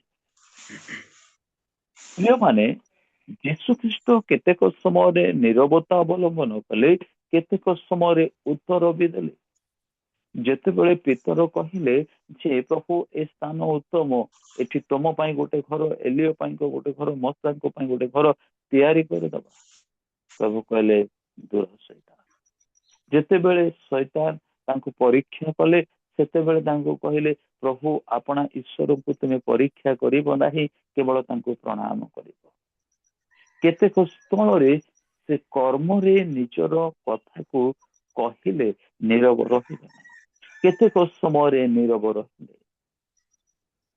ବେଳେ ବେଳେ ନୀରବତା କଥା ଆସୁ ଆସୁ ଆମ ମନରେ ଆସିବ, ପ୍ରଭୁ ଯୀଶୁ ତ ନୀରବ ରହିଲେ, କିନ୍ତୁ ମୁଖ ସେନା ନୀରବ ରହିଲା, କିନ୍ତୁ ଜୀବନ ସମର୍ପଣ ରହିଲା। ତେଣୁ ସେ ଲେଖା ଅଛି ଫିଲିପିଓ ତାର 2 ଅଧ୍ୟାୟରେ, ସେ ଈଶ୍ୱର ମନୁଷ୍ୟ ସଦୃଶ୍ୟ ଭାବରେ ଦେଖା ଦେଇ ଆପଣାକୁ ଦାସ ରୂପ ଧାରଣ କଲେ। ମୋର ପ୍ରିୟ ମାନେ, ସେଇ ପରମେଶ୍ୱର ଏ ପ୍ରକାର ପ୍ରଭୁ ଯୀଶୁ ଅଟନ୍ତି, ସେ ମନୁଷ୍ୟ ରୂପ ନେଇଥିଲେ, ଏଇ ପଦବୀରେ, ମନୁଷ୍ୟ ପଦବୀରେ ଧରା ପୃଷ୍ଠରେ ଜୀବନ ଯାପନ କଲେ, ଆଉ ମନୁଷ୍ୟ ପଦବୀର ଜୀବନ ଯାପନ ମଧ୍ୟରେ ସେ ନୀରବ ରହିଲେ କେତେ ସମୟ, କର୍ମ କଲେ କେତେ ସମୟ, ତାହା ମାନେ ଦେଖାଉଛି। ସ୍ୱାର୍ଥପରତା ଅବା ଅସାର ଗର୍ବ ହେତୁ କିଛି କର ନାହିଁ, ବରଂ ନମ୍ରଚିତ ହୋଇ ପ୍ରତ୍ୟେକେ ଅନ୍ୟକୁ ଆପଣା ଠାରୁ ଶ୍ରେଷ୍ଠ ମନେ କର। ପ୍ରତି ଜଣ କେବଳ ଆପଣା ବିଷୟରେ ମନୋଯୋଗୀ ନ ହୋଇ ଅନ୍ୟର ବିଷୟରେ ମଧ୍ୟ ମନୋଯୋଗୀ ହୁଅ। ଖ୍ରୀଷ୍ଟ ଯୀଶୁଙ୍କର ଯେପରି ମନ ଥିଲା ତୁମାନଙ୍କର ସେହି ପ୍ରକାର ମନ ହଉ। ସେ ଈଶ୍ୱର ରୂପୀ ହେଲେ ଈଶ୍ୱର ସହିତ ସମାନ ହୋଇ ଧରି ରଖିବା ନିମନ୍ତେ ନିଜ ନିମନ୍ତେ ଧରି ରଖିବା ବିଷୟ ମନେ କଲେ ନାହିଁ, କିନ୍ତୁ ମନୁଷ୍ୟ ସଦୃଶ ହୋଇ ଦାସ ରୂପ ଧାରଣ କରି ଆପଣାକୁ ଶୂନ୍ୟ କଲେ। ଅନ୍ୟ ପକ୍ଷରେ ଏଷ୍ଟର ପଦ ପଦବୀରେ ରାଜସିଂହାସନ ପାଇଲା ବେଳେ, ରାଣୀ ପଦ ପାଇଲା ବେଳେ ନୀରବତା ରହିନଯାଅ। କାରଣ ଆମେ ନୂତନ ନିୟମକୁ ଯଦି ଦେଖିବୁ, ଆମମାନଙ୍କ ପ୍ରଭୁ ଯୀଶୁ ସେ ଯଦି ସ୍ୱର୍ଗର ପରମେଶ୍ୱର, ସେ ନିଜର ନିମନ୍ତେ ଚିନ୍ତା କଲେ ନାହିଁ। ସେ ସ୍ୱର୍ଗର ସୁଖ ଛାଡି ଧରା ପୃଷ୍ଠରେ ଜନ୍ମ ଗ୍ରହଣ କଲେ, ଆଉ ମାନବ ରୂପରେ ସବୁ ପ୍ରକାର ପରିସ୍ଥିତିକୁ ଆପଣା ଜୀବନରେ ଅବଲମ୍ବନ କଲେ। ଆଉ ଯଦିଓ ସେ ଯେସାୟା ପୁସ୍ତକରେ ନୀରବତା ତ କହୁଛନ୍ତି, କିନ୍ତୁ ଏଇଠି ସମର୍ପଣତାକୁ ଦେଖୁଛୁ, କିଛି କର୍ମକୁ ଦେଖୁଛୁ, ଅନ୍ୟ ନିମନ୍ତେ ଚିନ୍ତାର ବିଷୟ ଦେଖୁଛୁ।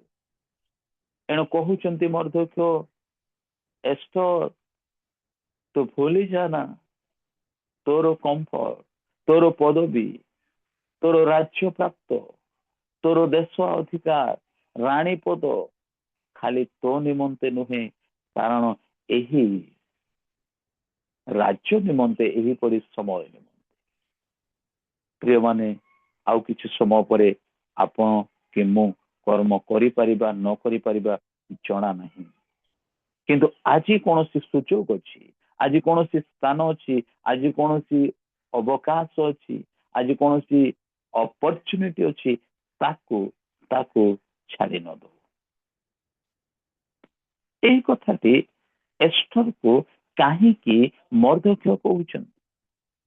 କାରଣ ନିୟମର ବାହାରେ ଏଷ୍ଟର ରାଜାଙ୍କ ନିକଟକୁ ଯାଇପାରିବ ନାହିଁ, କିଛି କହିପାରିବ ନାହିଁ। କିନ୍ତୁ ଈଶ୍ୱରଙ୍କ ନିୟମ ଅନୁସାରେ ଜଣକ ସୁରକ୍ଷା, ଜଣକ ଉପକାର, ଜଣକର ମଙ୍ଗଳ ଚିନ୍ତା କଲା ବେଳେ, କିଛି ବିପଦ ଆସିଲା ବେଳେ ବି ଠିଆ ହେବାକୁ ପଡିବ।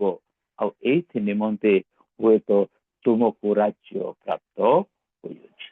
ଏଇ କଥାଟି ମର୍ଦ୍ଦୋକ୍ୟଙ୍କ ଦେଇ ଏଷ୍ଟରଙ୍କୁ ପ୍ରକାଶ କରାଯାଉଛି। ତେବେ ମୋର କହିବାର ଉଦ୍ଦେଶ୍ୟ, ସେଦିନ ସେଇ କଥାଟି ପ୍ରଭୁ ଯୀଶୁ କଲେ, ଆଉ ଯୋଉଥି ସକାଶେ ଆଜି ଆମେ ଉଦ୍ଧାର ପ୍ରାପ୍ତ ହେଲୁ, ଆଜି ଆମେ ସୁରକ୍ଷା ହେଲୁ, ଆଜି ଆମମାନଙ୍କ ଉପକାର ହେଲା। ଆମେ ଦଳିତ ନିଷ୍ପେଷିତ ଲୋକମାନଙ୍କ ମଧ୍ୟରେ ପ୍ରଭୁ ଉଦ୍ଧାର ସାଧନ କଲେ।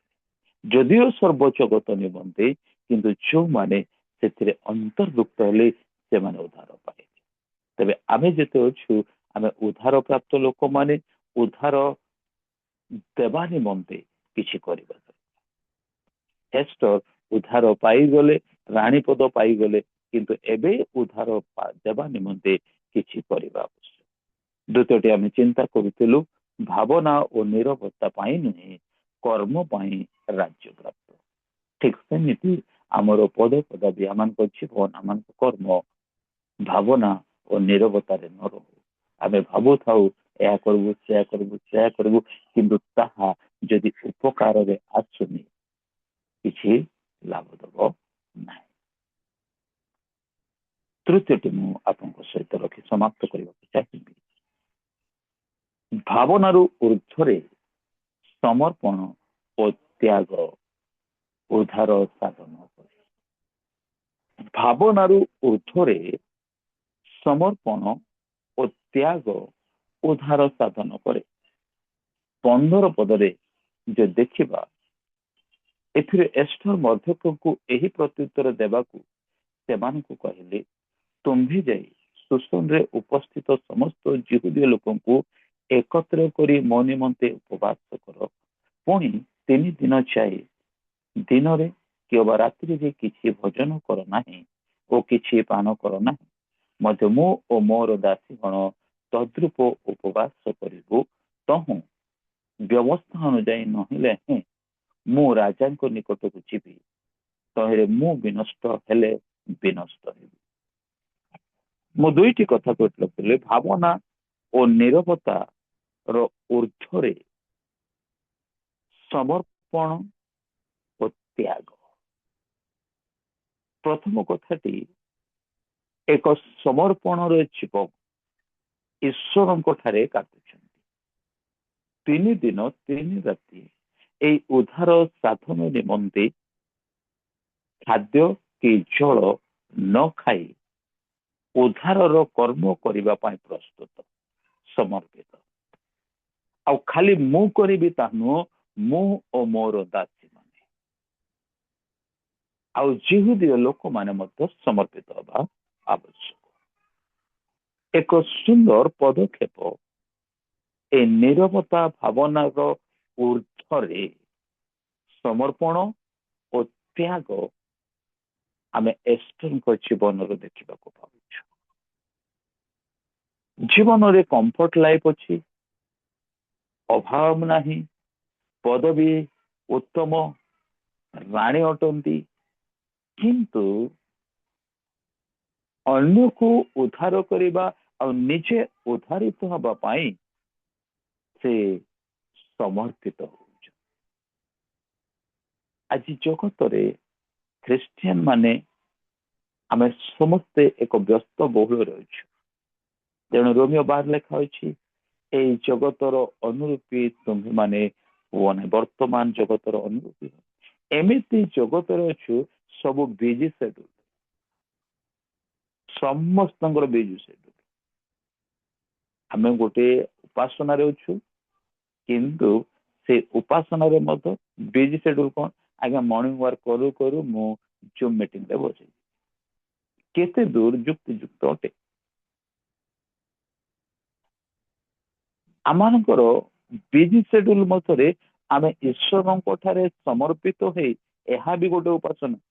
ମତେ ଭୁଲ ବୁଝିବେ ନାହିଁ, ମୁଁ ଟିକେ ଭଉଣୀ କହୁଥିଲେ ଯେ ଆସନ୍ତୁ ଆମେ ଉପାସନା ଆରମ୍ଭ କରିବା। ପ୍ରିୟମାନେ, ପ୍ରାରମ୍ଭ ପ୍ରାର୍ଥନା ଠାରୁ ଶେଷ ଆଶିଷ ପର୍ଯ୍ୟନ୍ତ ଉପାସନା, ମଝିରେ ଆସନ୍ତୁ ଉପାସନା କରିବା, ସେଇଟା ହଉଛି ବୋଧେ ମୁଁ ଭାବେ ସେଟା ଠିକ ନୁହେଁ। କାରଣ ଉପାସନା ହଉଛି ପ୍ରାରମ୍ଭ ପ୍ରାର୍ଥନା ଠାରୁ ଶେଷ ପ୍ରାର୍ଥନା ଆଶିଷ ପ୍ରାର୍ଥନା ପର୍ଯ୍ୟନ୍ତ ଉପାସନା। ଏହା ସମ୍ପୂର୍ଣ୍ଣ ମିଳିତ ନଚେତ ଗୀତକୁ ହିଁ ଉପାସନା କୁହାଯାଇଥାନ୍ତା, ନଚେତ ପ୍ରାର୍ଥନାକୁ ହିଁ ଉପାସନା କୁହାଯାଇଥାନ୍ତା, ବାକ୍ୟକୁ ହିଁ ଉପାସନା କୁହାଯାଇଥାନ୍ତା, ଦାନକୁ ହିଁ ଉପାସନା କୁହାଯାଇଥାନ୍ତା, ଇଣ୍ଟରସେସନ ପ୍ରେୟରକୁ ହିଁ ଉପାସନା କୁହାଯାଇଥାନ୍ତା। ନା, ଏ ସବୁ ମିଳିତକୁ ଉପାସନା କୁହାଯାଏ। ଏଣୁ ଉପାସନା ଆରମ୍ଭ ହେଲା ପରେ ମଝିରେ ଆଉ କେତେ ଆସନ୍ତୁ ଆମେ ଉପାସନା ଆରମ୍ଭ କରିବାକୁ ଯିବା, ନୁହେଁ। ଯଦି ମୋର ଭୁଲ ଅଛି ମତେ କ୍ଷମା କରିବେ, କିନ୍ତୁ ପରବର୍ତ୍ତୀ କାର୍ଯ୍ୟ, ଉପାସନାର ପରବର୍ତ୍ତୀ କାର୍ଯ୍ୟକୁ ଯିବା, ଏହା ହୁଏତ ଯୁକ୍ତିଯୁକ୍ତ ହେଇପାରେ। ତେଣୁ ଈଶ୍ୱରଙ୍କ ବାକ୍ୟ ଏଇଠି ଆମେ ଶିଖୁଛୁ ଯେ ଉଦ୍ଧାର ନିମନ୍ତେ ଏ କିଛି କାର୍ଯ୍ୟ କରିକି କିଛି କାର୍ଯ୍ୟକୁ ଛାଡୁନାହୁଁ। ଆଜି ଆମେ ଉପାସନାରେ ନିଜକୁ ବ୍ୟବହାର କରି ଆମେ ଯଦି ସେବା କାର୍ଯ୍ୟରେ ଓହରି ଯାଉଛୁ, ଅନ୍ୟମାନଙ୍କୁ ଉଦ୍ଧାର କରୁନାହୁଁ, ତେବେ ଆମେ କେତେ ଦୂର ଠିକ କରୁଛୁ। ଏଣୁ ଏଷ୍ଟରଙ୍କର ସମର୍ପଣ ଏବଂ ତ୍ୟାଗ। ପ୍ରଥମେ ଈଶ୍ୱରଙ୍କ ଠାରେ ନ ଖାଇ ନ ପିଇ ଉପାସନାରତ ହେଇ ପ୍ରାର୍ଥନାରତ ହେଇ ଜୀବନରେ ସମର୍ପିତ ହେବାକୁ ଦେଖାଯାଉଛି। ନିଜ ଉଦ୍ଧାର ପାଇବା, ଅନ୍ୟକୁ ଉଦ୍ଧାର କରିବା ନିମନ୍ତେ ଏକ ସମର୍ପିତ। ପ୍ରଭୁ ଯୀଶୁ ଯେତେବେଳେ ସେଇ ଭୟଙ୍କର ପାନ ପାତ୍ରକୁ ପାନ କରିବାକୁ ଗଲାବେଳେ ସେ ଗୋଟିଏ କଥା କହୁଛନ୍ତି, ହେ ପିତ, ଯଦି ହେଇପାରେ ଏହି ପାନ ପାତ୍ର ମୋ ଠାରୁ ଦୂର କର, ମୋର ଇଚ୍ଛା ନୁହେଁ ତୁମ୍ଭ ଇଚ୍ଛା ସଫଳ ହଉ। ଏକ ସମର୍ପଣତା, ନିଜସ୍ୱକୁ ତ୍ୟାଗ କରି ଈଶ୍ୱରଙ୍କ ଦାନକୁ, ଈଶ୍ୱରଙ୍କ କର୍ମକୁ, ଈଶ୍ୱରଙ୍କ ଶକ୍ତିକୁ ଆପଣାର କରିବା ନିମନ୍ତେ ସମର୍ପଣ। ଯଦିଓ ସେ ମନୁଷ୍ୟ ରୂପରେ ଥିବାରୁ ସେ ସମର୍ପିତ ହଉଛନ୍ତି ଯେ ଏହି ପାନ ପାତ୍ର ଯଦି ହେଇପାରିବ ତେବେ ମୋ ଠାରୁ ଦୂର କର, କିନ୍ତୁ ମୋର ଇଚ୍ଛା ନୁହେଁ ତୁମ୍ଭ ଇଚ୍ଛା ସଫଳ। ତାମାନେ ଏଇଠି ସମର୍ପଣକୁ ଆମେ ଦେଖିବାକୁ ପାରୁଛୁ। ଏଷ୍ଟର କହୁଛନ୍ତି ମୋ ନିମନ୍ତେ ଉପବାସ କର, ମୁଁ ମଧ୍ୟ ଉପବାସ କରିବି, ମୋ ଦାସୀ ମାନେ ମଧ୍ୟ ଉପବାସ କରିବେ। ଆମେ ମିଳିତ ଭାବରେ ସମର୍ପିତ ହବା, କାରଣ ଆମମାନଙ୍କୁ ମିଳିତ ଭାବରେ ଉଦ୍ଧାର ପାଇବାକୁ ଅଛି। ଜଣେ ଉଦ୍ଧାର ପାଇ ଜଣେ ବିନଷ୍ଟ ହବ ତାହା ନୁହେଁ, ଆମେ ସମସ୍ତେ ଉଦ୍ଧାର ପାଇବା। ତେଣୁ ସମସ୍ତେ ସମର୍ପିତ ହବା। ଏଣୁ ଯେଉଁମାନେ ସମର୍ପିତ ହୁଅନ୍ତି ସେମାନେ ଉଦ୍ଧାର ପାଆନ୍ତି, ଯେଉଁମାନେ ସମର୍ପିତ ହୁଅନ୍ତି ନାହିଁ ସେମାନେ ଉଦ୍ଧାର ପାଆନ୍ତି ନାହିଁ। ଆକୁ ବୁଝିବାର ଅନୁସାରେ ଗୋଟେ ଉଦାହରଣକୁ ବାଇବେଲରୁ ରଖିବି। 2 ଜଣ ଚୋର 2 ପାର୍ଶ୍ୱରେ ପ୍ରଭୁଙ୍କ ସହିତ ଟଙ୍ଗା ଯାଇଥିଲେ। ଜଣେ କହିଲା ଯେ ତୁ ଯଦି ଈଶ୍ୱର ଓହ୍ଲେଆ ଆମକୁ ରକ୍ଷା କର, ଆଉ ତୁ ମଧ୍ୟ ରକ୍ଷା। କିନ୍ତୁ ଆଉ ଜଣେ କହିଲା ତୁ କଣ କହୁଛୁ, ସେ ଈଶ୍ୱର ଅଟନ୍ତି, ସେ ନିର୍ଦ୍ଦୋଷ ଅଟନ୍ତି। ଆମେ ସିନା ଭୁଲ କରିଛୁ ଯେ ଦଣ୍ଡ ଭୋଗୁଛୁ, ସେ ନିର୍ଦ୍ଦୋଷରେ ଦଣ୍ଡ ଭୋଗୁଛନ୍ତି। ଏଣୁ ସେ କହିଲେ ପ୍ରଭୁ ଆପଣ ରାଜ୍ୟକୁ ଗଲେ ମତେ ସ୍ମରଣ କଲେ। ସମର୍ପିତ ହେଇଯାଉଛନ୍ତି। ଆଉ ଯେତେବେଳେ ଏଇ ଚୋରଟି ସମର୍ପିତ ହେଇଗଲା, ପ୍ରଭୁ କହିଲେ ଆଜି ତୁମେ ମୋ ସହିତ ପାରାଦେଶରେ ଉପସ୍ଥିତ। ଯେଉଁମାନେ ସମର୍ପିତ ହୁଅନ୍ତି ସେମାନେ ଉଦ୍ଧାର ପାଆନ୍ତି, ଯେଉଁମାନେ ସମର୍ପିତ ହୁଅନ୍ତି ନାହିଁ ସେମାନେ ଉଦ୍ଧାର ପାଆନ୍ତି ନାହିଁ। ତେଣୁ ଏଷ୍ଟର କହୁଛନ୍ତି ମୁଁ ସମର୍ପିତ ହେବି, ତୁମେ ବି ସମର୍ପିତ।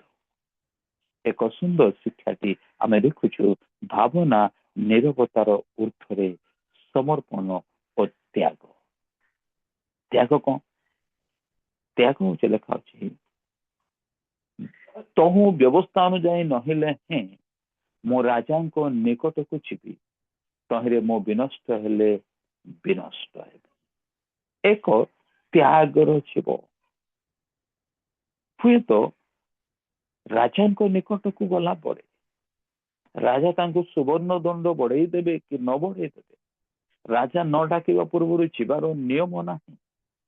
କିନ୍ତୁ ଉଦ୍ଧାର ନିମନ୍ତେ ମୁଁ ଯିବି, ମରିବି ପଛକେ ଯିବି, ବିନଷ୍ଟ ହେଲେ ବିନଷ୍ଟ ହେବି, କିନ୍ତୁ ଯିବି। ମୋର ପ୍ରିୟ ମାନେ, ବିପଦ ସମ୍ମୁଖରେ ରହିଲେ ଆଉ କାହାର ଉଦ୍ଧାର କରିବା ପାଇଁ କେହି ପସନ୍ଦ କରନ୍ତି ନାହିଁ। କିନ୍ତୁ ଏଷ୍ଟରଙ୍କ ଜୀବନରୁ ଏହା ଆମମାନଙ୍କୁ ଈଶ୍ୱରଙ୍କ ବାକ୍ୟ ଚେତନା ଦିଏ, ପ୍ରେରଣା ଦିଏ। ଆମମାନେ ପଦ ପଦବୀ ପାଇଛୁ, ଆମମାନେ ପ୍ରଭୁଙ୍କ ସେବାର ନିଯୁକ୍ତି ପାଇଛୁ। କିନ୍ତୁ ଅନ୍ୟର ଉପକାରରେ ଯଦି ଆମେ ଆସୁନାହୁଁ, ଆମର ତ୍ୟାଗ ଦେଖାଯାଉ ନାହିଁ। ଆମର ତ୍ୟାଗ ଜଣଙ୍କର ଉପକାରରେ ଆସିଲା ବେଳେ ହୁଏତ ଆମର କ୍ଷତି ହବ, ଅପମାନ ହବ, ଆମେ ଉପବାସ କରିବାକୁ ପଡିବ, ଆମକୁ ଭୋକ ଉପବାସରେ ରହିବାକୁ ମଧ୍ୟ ପଡିବ। କିନ୍ତୁ ତାହା ହେଉଛି ନା ଆମର ସ୍ୱାର୍ଥପରତା କରାଯାଉଛି। କିନ୍ତୁ ଏଷ୍ଟର ସେ ପ୍ରକାର ନଥିଲେ। ଏଷ୍ଟର ଥିଲେ ସେ ସମର୍ପିତ ଏବଂ ସେ ତ୍ୟାଗବାନ। ବିନଷ୍ଟ ହେଲେ ବିନଷ୍ଟ ହେବି, କିନ୍ତୁ ମୁଁ ଯିବି। ଆଜି ଆମମାନଙ୍କ ଚତୁଃପାର୍ଶ୍ୱର ପରିବେଶ ମଧ୍ୟରେ ଆମେ କଣ ଚିନ୍ତା କରୁଛୁ? କାହାର ଉପକାର ନିମନ୍ତେ ସମର୍ପିତ ହଉଛୁ, କାହାର ଉପକାର ନିମନ୍ତେ ତ୍ୟାଗ ଜୀବନ କାଟୁଛୁ, ନା ନିଜର ସ୍ୱାର୍ଥ ନିମନ୍ତେ କମ୍ଫର୍ଟ ଜୋନ୍ ଭିତରେ ରହୁଛୁ? 3ଟି କଥାରୁ ମୁଁ ଆପଣଙ୍କ ସହିତ ଏହା ପ୍ରକାଶ କରିବାକୁ ଚାହେଁ। ଏଷ୍ଟର ପୁସ୍ତକ ତାର 4 ଅଧ୍ୟାୟ ତାର 13 ପଦରୁ ଆମେ 16 ପଦ ଭିତରେ এই 3ଟି କଥାକୁ ଦେଖୁଛୁ। ପ୍ରଥମ କଥା ହଉଛି ଭାବନା ଓ ନିରବତା ଉପରେ ଉଦ୍ଧାର ନାହିଁ। ଭାବନା ଓ ନିରବତା ଉପକାର ଓ ଉଦ୍ଧାର ନାହିଁ।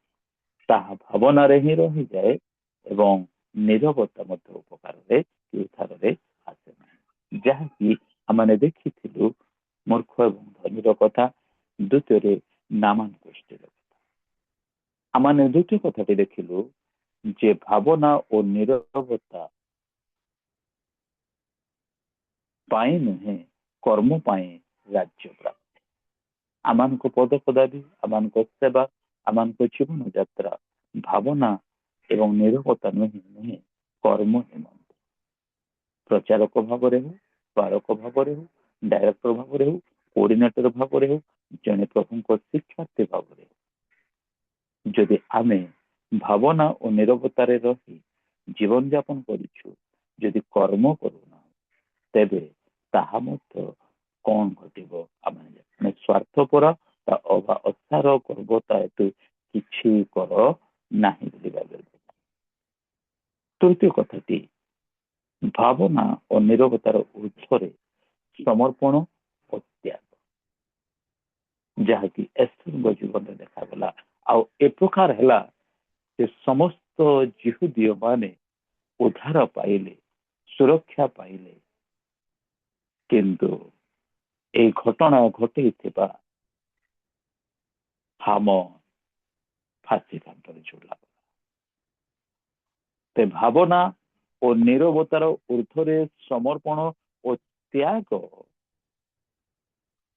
ସମସ୍ତ ପରିସ୍ଥିତିକୁ ପରିବର୍ତ୍ତନ କରେ। ଜୀବନରେ ମୃତ୍ୟୁକୁ ଜୀବନରେ ପ୍ରବେଶ କରିଦିଏ, ଦୁଃଖକୁ ଆନନ୍ଦରେ ପ୍ରବେଶ କରାଏ, ସମସ୍ୟାକୁ ଉଦ୍ଧାରରେ ପ୍ରବେଶ କରାଏ, ବିପକ୍ଷକୁ ପ୍ରଭୁ ଲୋପ କରିଦିଅନ୍ତି।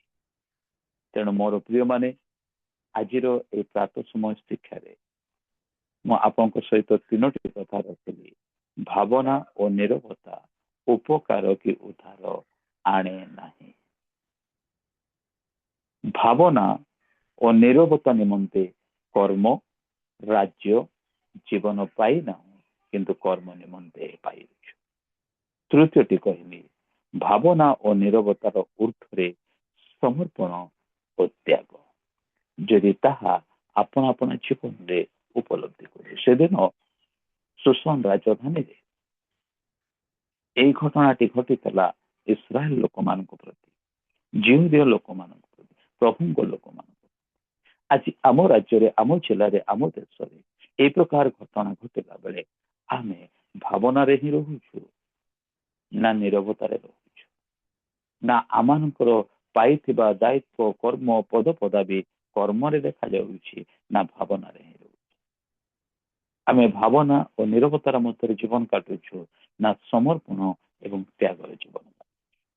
ଯଦି କାଟୁଛୁ କୋଉଥିରେ, ତାହା ଆପଣ ଏବଂ ମୁଁ ନିଜ ନିଜକୁ ବିବେଚନା ଏବଂ ଚିନ୍ତା ଜୀବନ କରି ସମର୍ପଣ ଓ ତ୍ୟାଗର ଜୀବନ କାଟିବା ଆବଶ୍ୟକ। କାରଣ ଆଜିର ଜୀବନ କାଲି ନାହିଁ, କାଲି କଣ ହବ ଆମେ ଅନେକ ପ୍ରଭୁଙ୍କ ଲୋକମାନେ ସ୍ୱାର୍ଥପରତା ଅଭାବ, ସାର ଗର୍ବରେ ନିଜ ପାଇଁ ନିଜର କମ୍ଫର୍ଟ ଜୋନକୁ ଦେଖି ପରବର୍ତ୍ତୀ ପିଢ଼ି ନିମନ୍ତେ ବିପଦ, ନୈରାଶ୍ୟ, ଶୂନ୍ୟତା ଏବଂ ଐଶ୍ୱର୍ଯ୍ୟ ବିହୀନ ଜୀବନ କାଟିବାର ପରିବାରକୁ ଛାଡ଼ି ଦିଅନ୍ତି।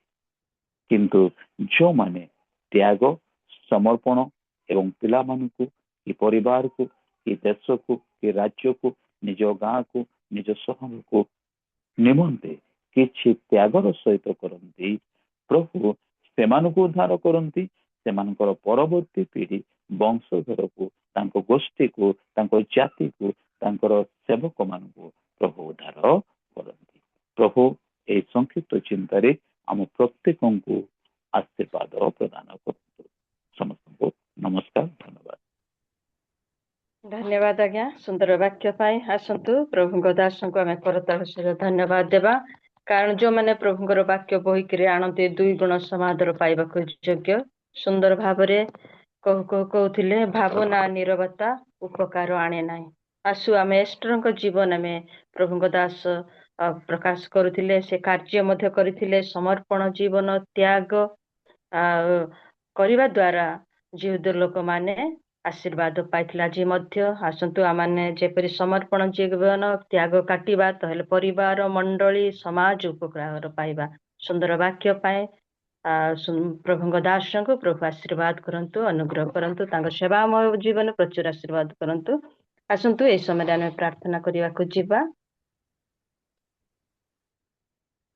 आनंद ग्रहण मध्यरे जेम्स राय जेना आज्ञा अछंती आज्ञा नमस्कार प्रेज द लॉर्ड नमस्कार प्रेज द लॉर्ड आपण प्रार्थना करंतु आज्ञा सुंदर वाक्य पाए आमे जेपरि आमान को जीवन समर्पण